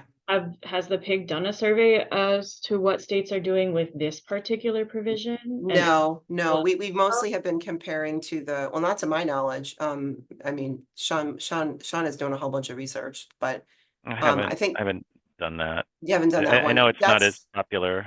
There are some states that have adopted just the gestational piece and not the genetic piece. I haven't done a thorough survey though. Okay. Yeah, in terms of the mental health consultation, that's a good question, but I don't know the answer to it, about what states have done. But yeah, I mean, hopefully we'd be able to sort that out by looking at the uniform law notes. Paul, did you have your hand raised? I don't think the California provision mandates a mental health evaluation prior to surrogacy. And I think an ASRM, the American Society for Reproductive Medicine, recommends it, and certainly I think we all recommend it. But the reality too is that we realize that it's because of the lack of mental health professionals and the lack of training for them to really counsel people who are undergoing these procedures, they're probably not going to find the bad apples that you're looking for. People are still going to get through. If there's somebody bad that's going to get through, they're going to get through regardless. Because they're not, it's really more, gonna be more of a rubber stamp than anything, I think. So I had a couple questions, not on the mental health portion. Hmm. One was on the jurisdiction. I know, like Mihoko had mentioned, we have several in Hawaii because we don't have clear laws to make it simpler on surrogacy that go to California. Does California require at least one person to be a resident? Oh, that's a good question. That I do not know. Because when we brought this issue up, I was asking, you know, Carol and Dr. Fratarelli, like, you know, are people going to cross state lines to use our law? And the answer is yes, they are, right? In any case, that's a good question too, you know, in terms of like looking to see what they do. To my mind, and I have had like recent litigation about the long arm statute that I happen to have done. Putting in an explicit agreement would not by itself answer the question, because the due process question is whether the courts have the power. But making it explicit that they must agree makes it easier to arrive at that conclusion and less likely there would be a dispute. So there's no way to get rid of it entirely unless you require a degree of physical connection to the state, which I thought was imprudent, you know, because these days you could do some of, you know, as long as you don't need to be physically in somebody's presence, you could be doing a lot of this work, you know, online. So. And then the other thing, for the confidentiality of like the judiciary records, and so people can't see the caption, like you mentioned, Yeah. it has to be stated in the statute that these cases would be confidential. I was hoping you would tell me exactly how to do that. So that might turn out to be like the adoption thing, Yeah. sort of a group of related recommendations, rather than like, because I'm not sure that it would fit here necessarily. It depends, right? And we'll have to figure that out, Judge, if there's a way to do it. And what I was thinking we would do is go look at, because I know there are many other family court proceedings that have that protection. And so we could just mimic that and reproduce it for the provisions that, you know, the proceedings that would happen under this law, so that, you know, functionally for purposes of the public, there's no information available, right? And it's available to the court and the parties, and that's it. Yeah, we just have to write that in somehow. Okay, yeah, so that was more something we just ran across while we were talking about the other confidentiality concept, which actually is in the bill currently. So Mihoko, am I missing anything? I mean, I think I hit the highlights. Well, just with respect to the jurisdiction question, Yeah. right? I think our language requires that one, like, just so everybody's aware, that one of the, I'm trying to remember now what the exact wording is, but it requires that one of the doctor's visits actually occur in the state, right? Like, but it could occur by Zoom. So that's It where says, yeah, the right now I jurisdiction quoted it. If at least okay, in its present form, the bill would permit non-residents to use the law if enacted, if, quote, at least one medical evaluation or procedure or mental health consultation under the agreement shall occur in this state. And of course, it immediately occurred to us, what does that mean, right? And I didn't want to prohibit anybody from doing, especially consultations that could take place by Zoom. I didn't want to prohibit somebody from talking to somebody out of state. You know, when you know, Carol can correct me later if I've got this wrong, but I asked Carol about doing this, and it was her general feeling that if it was like somebody came and they had no connection to the state, they would be pretty sketched by that. You know what I mean? They want some kind of connection before somebody's going to come here and use our laws. And so the suggestion that we had to make it explicit that if there is at least one party who is a resident, that you make their consent to the state court jurisdiction explicit and require it. So what that would mean is that a surrogacy agreement where parties were coming from out of state to use Hawaii's, you know, newly enacted law would have to include that. I'm not 100% sure about medical telehealth appointments, but my understanding on the therapy side, a therapist cannot hold a therapy session with somebody outside of the area in which they have their license. Yeah, that did occur to me too. And I just thought that like there was no way for us to like address all of that without falling down like yet another rabbit hole.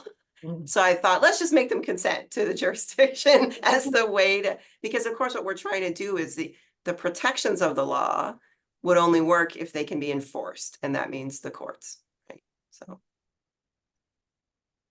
Okay, I've still got 15 minutes before I have to go. So is there anything else if you guys have questions about our section or, Sean, John, Were you jotting Miyoko? down a list of research questions there, Deirdre, or do you have that No, from but the I'm memory? remembering them Okay, right now. You okay. could write them down.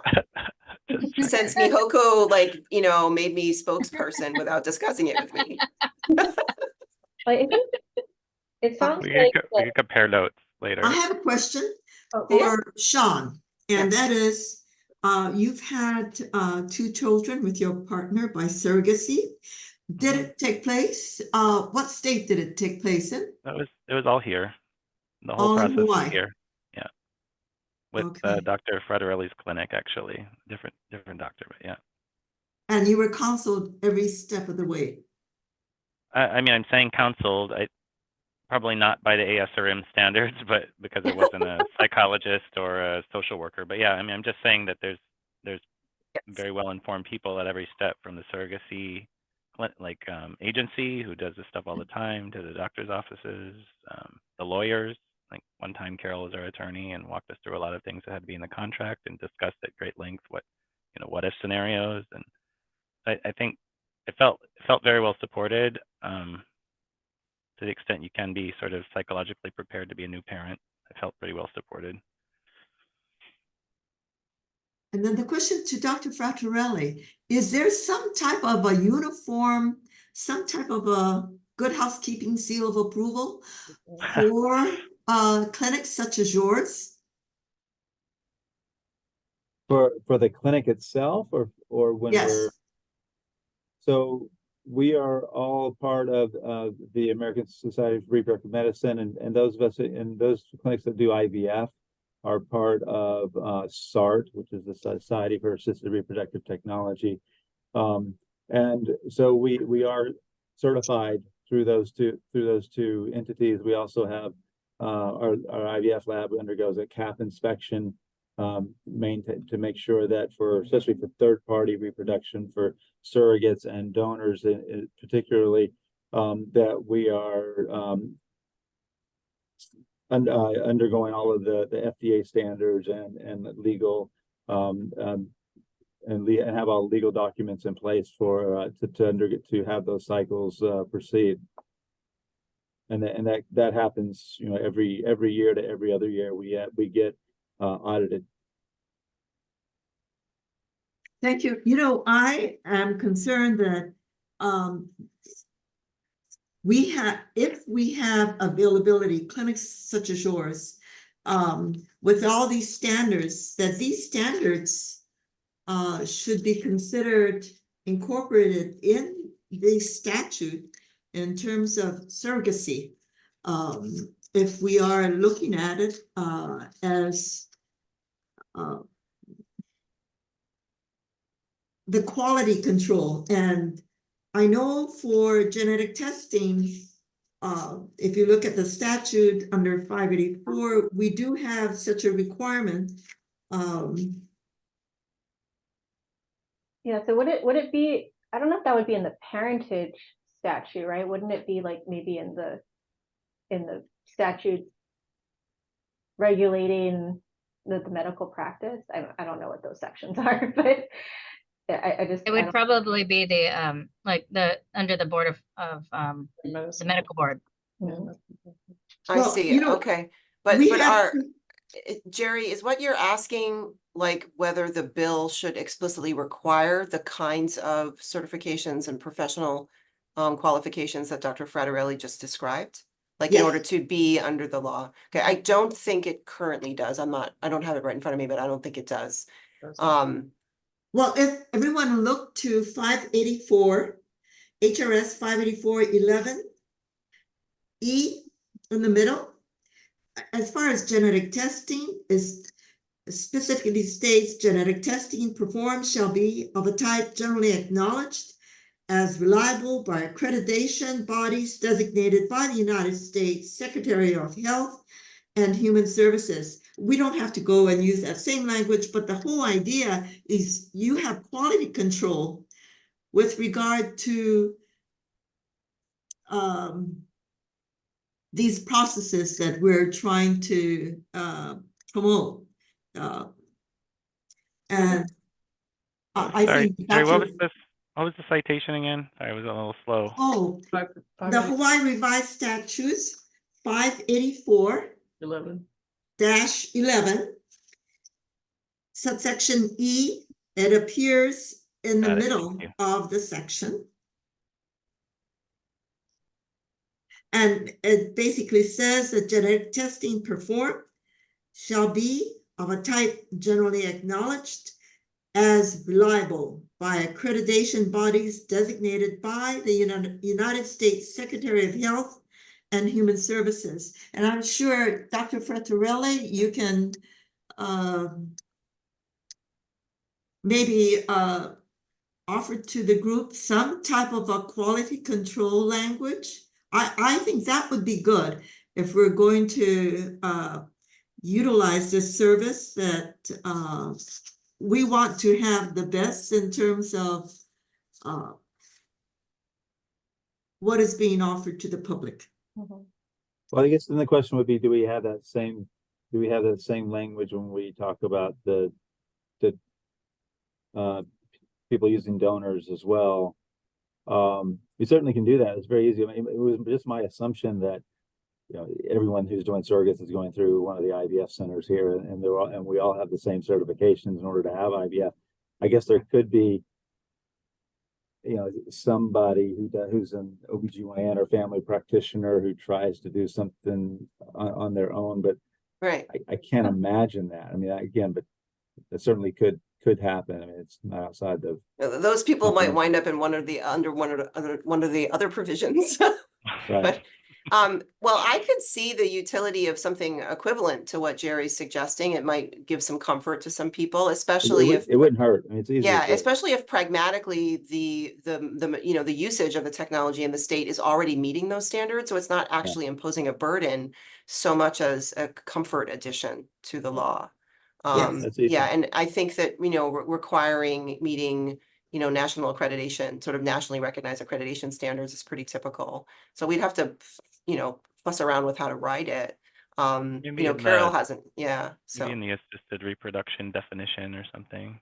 yeah, we could do something Yeah. like that, or in the surrogacy definition, right? Like, we'd have to do it Right. for I think both it's broader than parts. just surrogacy, you know, yeah. 'cause It would be be- both, but then Yeah. because of that way that the even though surrogacy is a form of assisted reproduction, they're governed under two separate Yeah. parts. We'd have to check to see how the definitions work together.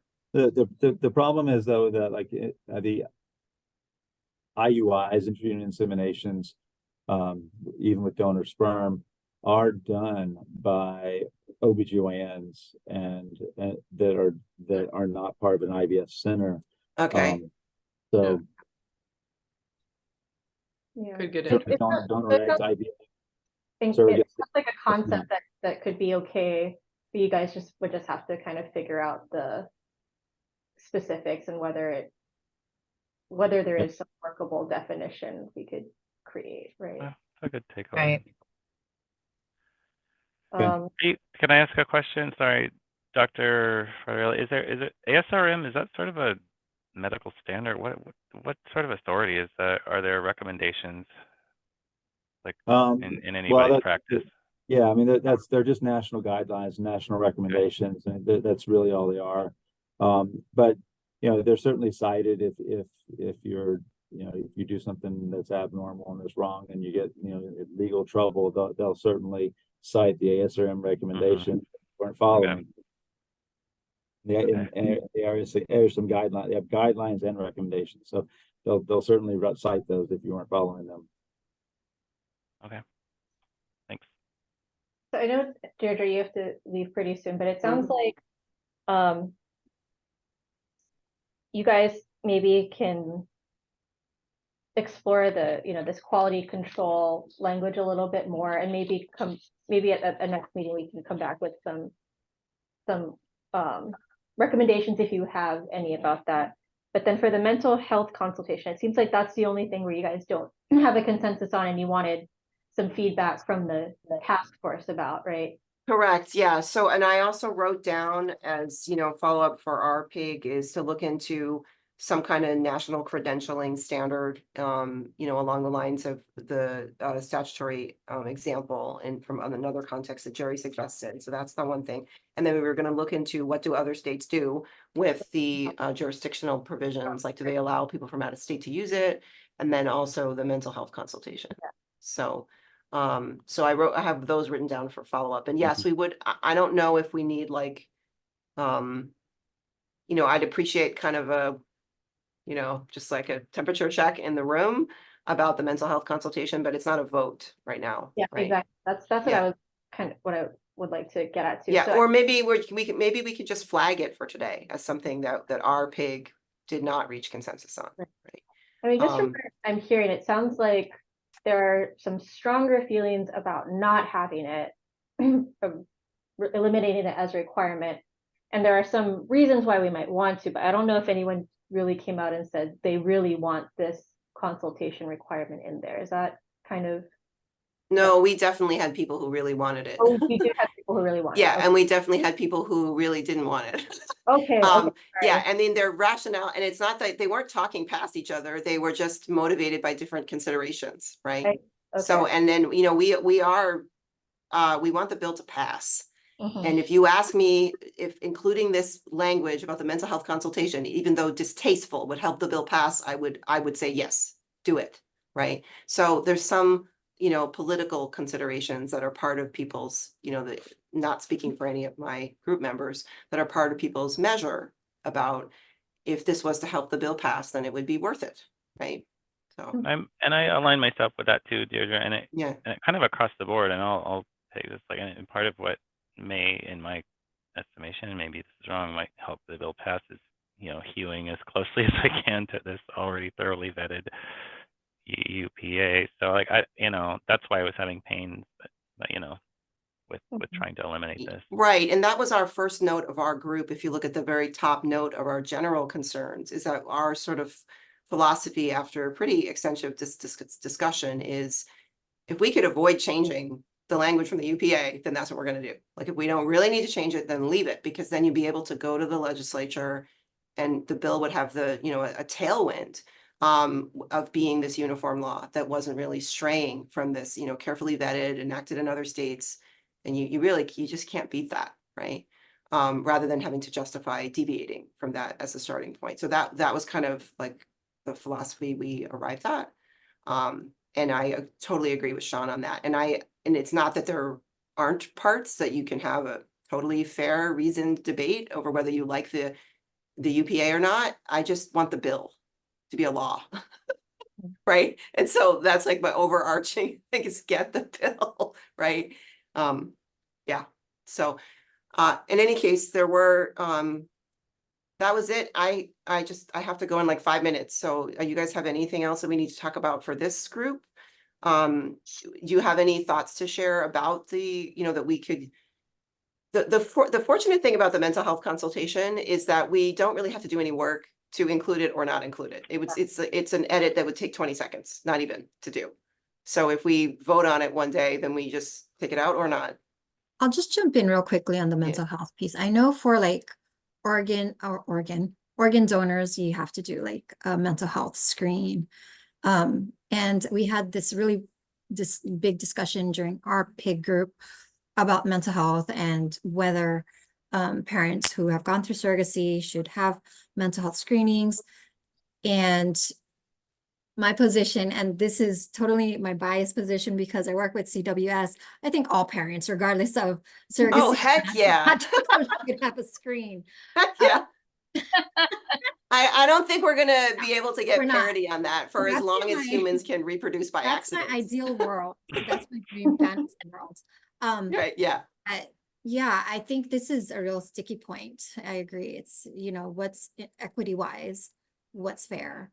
Right. And then for myself, speaking for just me, I feel like I don't really know enough to make the political calculus about is it really going to help it get enacted? That's what I care about. But I would defer to other people who had more knowledge about how much is this going to matter and is it going to help the bill become a law, right? And I'm just super pragmatic about it. I would much rather have a bill that was imperfect than not have it at all, right? And so that's where I'm coming from. I understand both sides of the debate, and I just want to know, like, make the bill a law. So, Yeah, so I think this does warrant more discussion, probably at a later meeting. And Deirdre, I'm sorry, you have to. I go. do. I'm on 4 minutes, Lauren. Yeah, so I think, again, at the end of the meeting, I wanted to talk about scheduling, but since everyone's here right now, just to preview that, I think what I want to do is have another meeting before. I think we don't have to do this every month. I think maybe every 3 weeks or so would be a little bit better, because I think we do have to iron out the issues in at least the legal parentage PIG and then this mental health consultation. And then I think we actually need 2 meetings to, when we do have the final reports ready, I think we need 2 meetings, one to present the final reports and one to vote on them. Because I look back at the Sunshine Law, and when the pigs come with a final report, a vote on the reports can't be at the same meeting. You have to do it at least 6 days later. So I think we do need another 2 meetings for that. Lauren, when you say final report, do you mean with the draft language? Yeah. Okay, I mean, just want to make that clear, right? So I would be envisioning some kind of summary of what we've done, short along the lines of what's here, and then the bill, like our proposed revisions to the draft that we had received, right? Just our portion, which would then be pasted together into one big bill. If By the it's draft. okay. Yeah. I just want to be clear, because I just want to make sure, like, what the final report means. Well, I think we do need to have more meetings. I think, maybe every 3 weeks would be good, because every 2 weeks sounds incredibly frequent. Yeah, because before the meeting, we also have to circulate whatever written things we want everyone to look at. So people probably need at least a week ahead of the meeting. So. Well, I think it's also a question of not putting too much burden on the pigs, because of course we have to continue to meet ourselves and prepare those documents and get them to you a week in advance for the noticing, right? Right. So my suggestion before I disappear is that you just go ahead and schedule them. I think Friday afternoons are generally good for me. I will be out of town for the first 2 weeks in June, but every other time that I can be available, I will be. Like, whatever, just schedule it and I will try to get there. I do think, though Friday afternoons are a hard time to pay attention, those are generally good for me, because everybody's like tuned out of litigating until next week. Right. So this generally is a good time. It will generally work out. I would just go ahead and just schedule them and then try to get everybody to get on there. And our PIG is continuing to meet about to discuss our stuff. And we do have a partial draft in the works. It just wasn't ready to be shared yet. Yeah, no problem. Yeah, that's okay. So anyway, that's a preview of what I wanted to talk about, before we adjourn. What was the other thing? No, yeah, I think anyway, that's what I wanted to let everyone know before they had to drop off.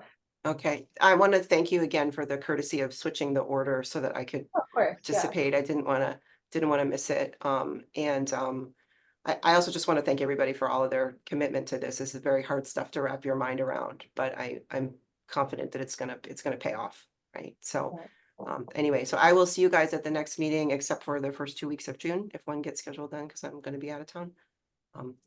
And my PIG group, I'll see you next week. So Good. Bye. Thank you so much. Have a good weekend, everybody. Good.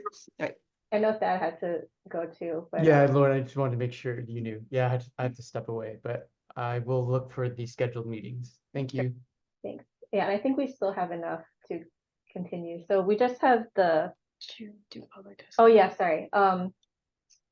Brandon, I assume before we move on to the next group, no one's here in the waiting room, right? Nope. Okay, thank you. All right, so finally we'll hear from the Birth Heritage Group. Laurel, you want to? Yeah, sure. Since myself and Cheryl were it. I'll try to make it brief. I know everybody's brains are probably numbed out. Thank you so much, everyone. I know this is a long one, but I think it's been really good. Yeah.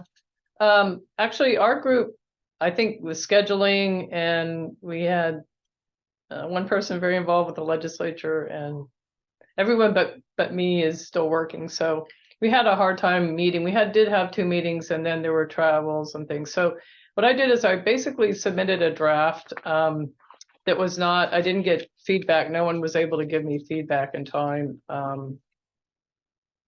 Basically the summary of what we talked about. So there's no real agreement. There's agreement, I think, on concepts of what this issue is about. And I do think on one of the recommendations, there's agreement that children of donors and surrogates should be able to get medical health, what in adoption we call non-identifying information, through either the donor banks and or the physician offices that the couples are working with. I think from there, we kind of then don't have a real hard agreement on access to identifying information when the children turn 18. So that's something that would need to be discussed more within our PIG, and I will try to get people together again now that I think traveling is over and graduations, et cetera. I would note that that does reflect what the current law is with regard to adoption records, to family court records, that when a child that's adopted in Hawaii reaches the age of 18, they do have access. They can request access to that record to the family court. The other thing I would mention is that 37 states have enacted either complete or partial access to original birth certificates or adoption records. 37 states have done that, only 14 states have not. And so I think clearly there's enough, to me, evidence that children should be given some kind of information when they reach age 18. The other thing that I think is important is that the UK back in 2006 actually adopted their, I guess it would be considered a federal law. I'm not sure what the term is in England, but they were the first state to recognize and to regulate IVF. And as of 2013, any child that was a child of donors can access the donor's identity. So, I mean, again, I think they have been doing it the longest, I guess, of all the countries that we know about that have been doing this. And so back in 2006, they said, okay, all the children from 2006 that are children of donors will have access to the donors' identities. I do realize that the problem is capturing this information. And I think Dr. Fratarelli had mentioned at one point that the CDC, is it CDC or FDA that requires you to keep your records for like 30 years or something? Maybe it's the FDA. It's actually the FDA, and Yeah. 30 years was something else. Another part records we need to keep. It's actually 10 years that we're supposed to keep them. Okay, thank you for correcting that. But anyway, the records exist. I think the challenge is we would have to get probably Department of Health involved. I know at one point Lauren didn't think it would be a problem if we were giving information to them to keep as part of an amended birth certificate. But what I'm sensing now is we're strayed very far from that. And so I don't know if that Department of Health record retention would really be an issue, because if we're going to have original birth certificates now with genetic and non-genetic parents on them, it's not really a birth certificate anymore. It's more like a parentage certificate. So you wouldn't have genetic parents on there necessarily. So I don't really know what we would do about that. That would be a probably something, I don't know how we'd work that out. But the other thing I wanted to mention, and I think, too bad Deirdre wasn't here. I think it was Deirdre that asked, but it might have been somebody else.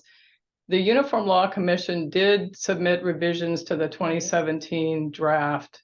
I think it was in January we received them, and Derek had sent them around, and then that's why I asked him to send it again.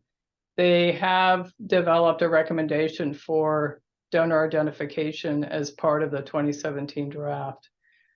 The challenge with that again, as it was explained to me by Carol and Dr. Frederelli, is that it wouldn't really apply here because we don't technically have donor banks. But I'm looking at this as the future, I mean, we're, writing a law to adjust some things that we need to adjust, but also I'm looking at it, as future law. So I would still, from my position, want to include that. All right. Do you mind reviewing quickly like what the prior position was? And I mean, I'm reading the current one now, but what was the change? They just added, my understanding is they added provisions that would allow children upon reaching the age of 18 to have access to their donors' identities. I mean, I think it's like three or four sentences. It's not that long. It came through, I think, I'm pretty sure that Derek sent it, Yeah. but I can That's get it okay. to you again, Sean. No, I can look it up too. I did at one point. I don't have it committed to memory, and I thought I remembered like previously it was something like donor banks had to collect information, and there had to be some statement about whether the donors wanted it to be like private or not. And now it seems like it's just across the board. It's like the kid can get it if they ask for it. Is that Right. more or less it? Okay. Right. I don't Pretty- feel strongly about. I mean, I want my kid to have access to stuff. I know there's different competing arguments there, but I'm interested to hear how you guys resolve them in your PIG. I don't know that it'll get resolved in our PIG. It might have to get resolved. But anyway, we had some good discussions, and I just think that it just depends on where you land on this. I mean, clearly I've had a lot of experience working with people through adoption that were all in the old sealed record system. And I think as Cheryl mentioned, there could have been a lot more mental health counseling with people about, maybe sharing identities of genetic families with adoptees. But that's about it. I don't want to keep us too much longer because we really didn't reach much agreement, and we probably need to have one more meeting to try to see if we can do that.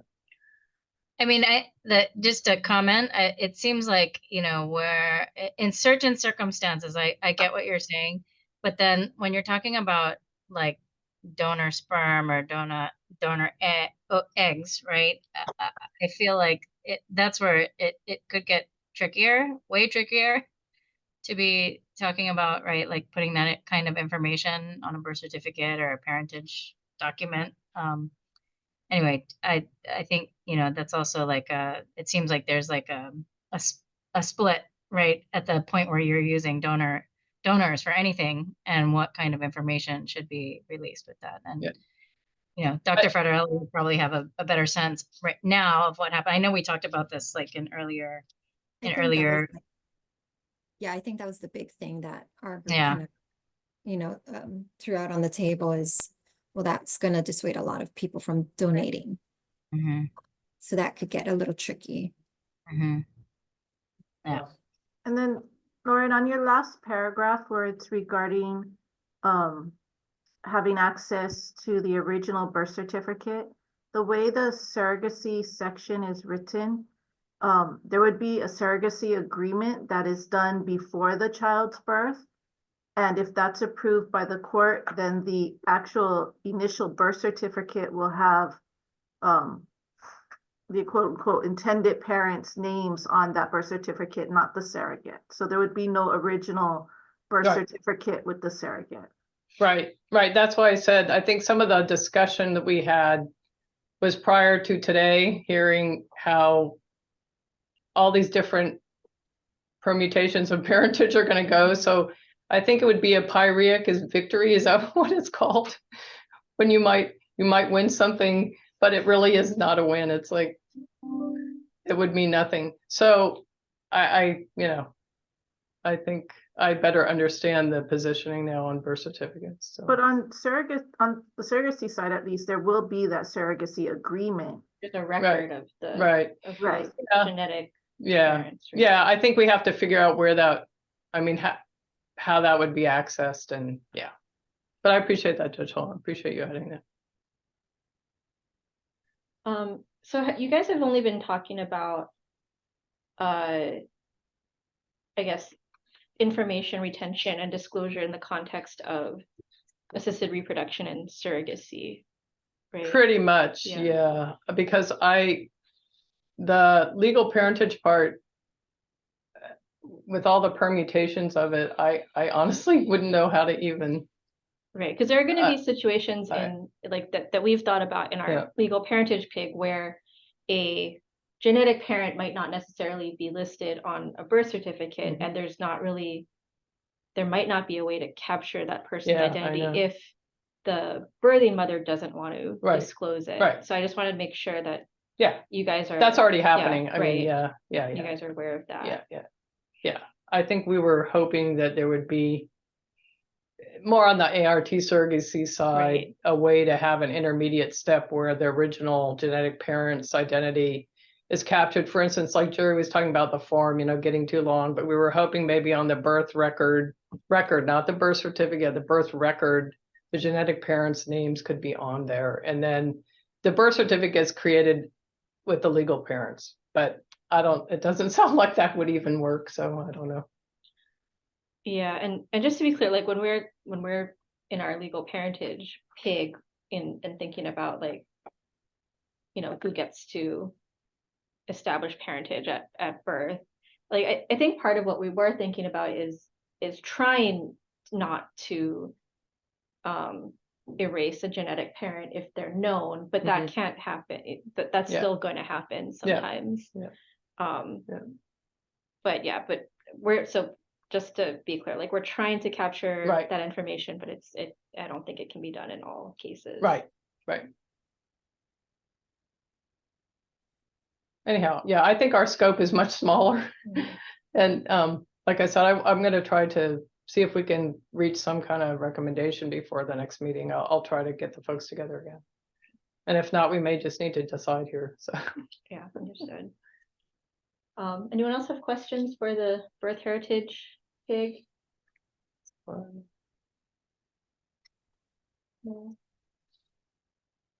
Okay.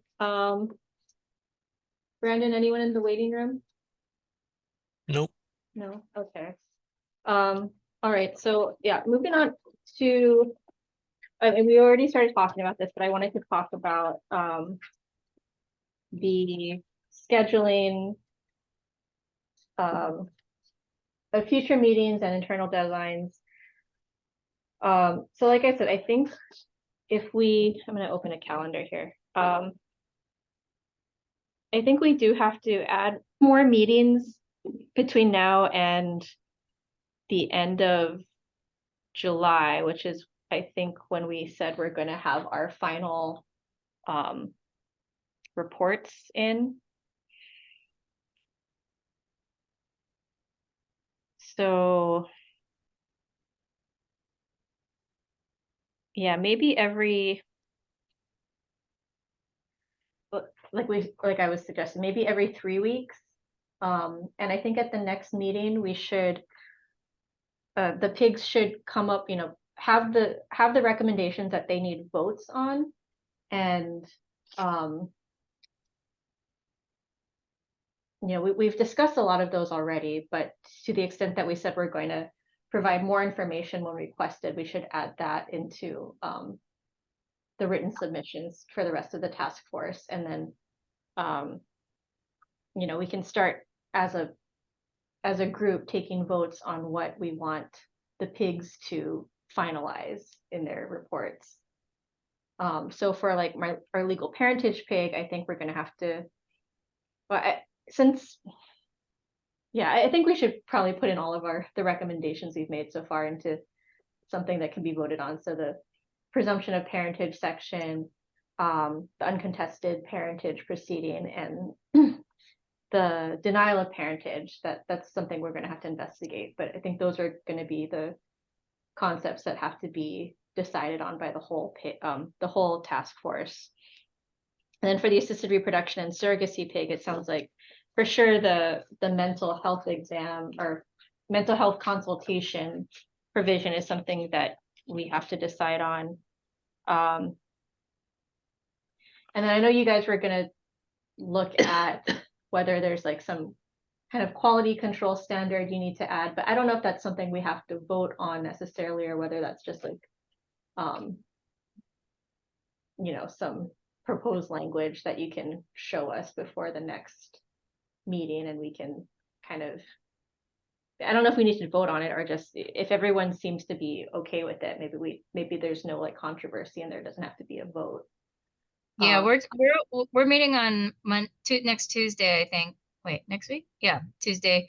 And I think we can, you know, what we have been doing is just separating out anything where there's a controversy, right? Versus like what's a recommendation that we all agree on. So Yeah. so we'll take that back and figure it out. Right. And then for the birth heritage pig, I guess if you guys can Yeah, well, come up with, I mean, like, it doesn't have to be, you know, the bill language right now, but a concept of like, we want to right. have, we want to require that all the medical providers keep this information. Yeah, or okay. something like I think the birth, yeah, like I said, the birth certificate route may not be feasible really. And so I'll come up with something and I'll get in touch with our group and we'll try to keep it to like, I think it would be records and then looking at the uniform law, the revised language. I mean, I think there'll only be 2, 3 at the most things, honestly. Okay. Thank you. Yeah. So Lauren, are we taking off June 28th and July 26th right now to schedule other dates? I think so, because if we start 3 weeks from today, June that'd 14th. be June 14th. The next one would be July 5th, Okay. and the next would be July 26th, Okay. the next 3. Okay. Yeah. So we can send out a revised calendar. And then just so everyone keeps in mind, you know, that we're gonna have those meetings every 3 weeks, but to the extent that we, you know, you want to circulate things in writing to the rest of the group, that has to be in a week before. Lauren, I have a question. So when you say that like that as a group, the task force will vote on things where there's, you know, like a contested issue. Just to go back to, I think the point Deirdre made, is it going to be the concept or the actual language or both?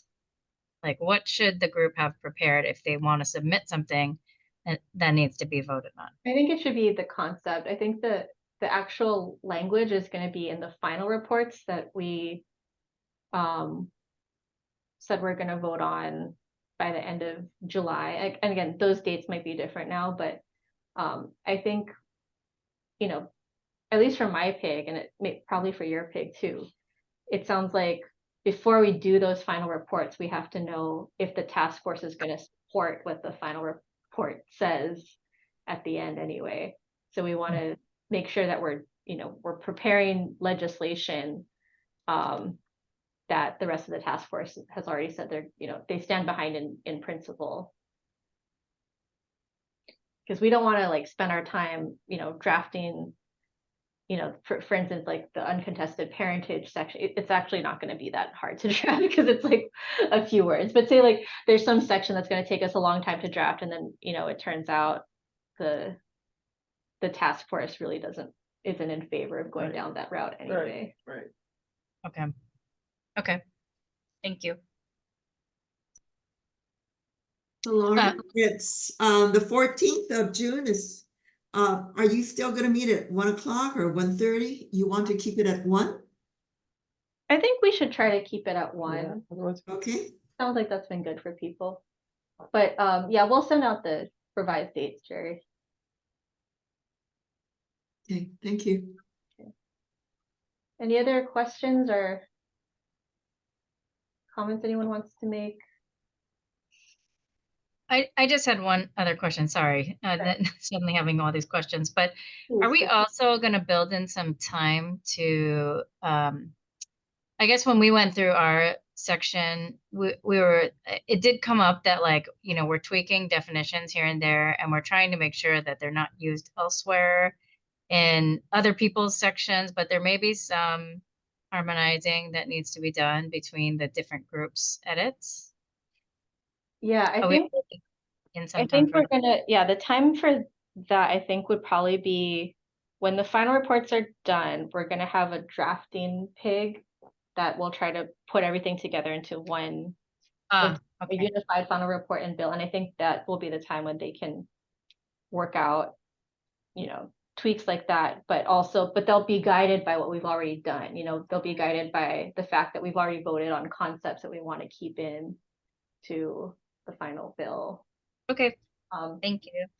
Sorry, that's another thing I wanted to bring up. I think soon, if not by the next meeting, I think I'd want to form that drafting pig. So yeah, I think people should think about whether they want to join the pig that's actually going to be putting all the language together, and making sure it gets put into a final form that everyone agrees with. So. I don't know if it's appropriate, but Carol volunteered. Okay, good. That would be great. I don't know about Deirdre, but Carol definitely volunteered in the email that she sent. I'm sure Deirdre will want to be involved. Yeah, exactly. I have a feeling. We'll need to officially ask her, but I get that feeling. I probably won't unless people want me to, but I probably won't just because I think my role is, it's kind of exceeds what I think my role is supposed to be, but. Well, yeah, I think anyone should, yeah, if anyway, keep that in mind if you feel that you want to be part of the group. I think that'll, like I said, if I don't put it on this next agenda, I think it'll be on the next one for sure. So yeah. And yeah, that'd be great if we have meetings every 3 weeks, and at least I'll have more than one meeting before I probably have to leave. So that'll be good. What is your expected date? Has it changed? No. It's July 20th, but Okay. again, who knows? Oh, Yeah. All right. Anything else from the group? Okay. Well, thank you guys so much. I know this was a really long meeting, but I think we got through a lot of stuff, and I mean, for me, it was super helpful. So thank you guys so much.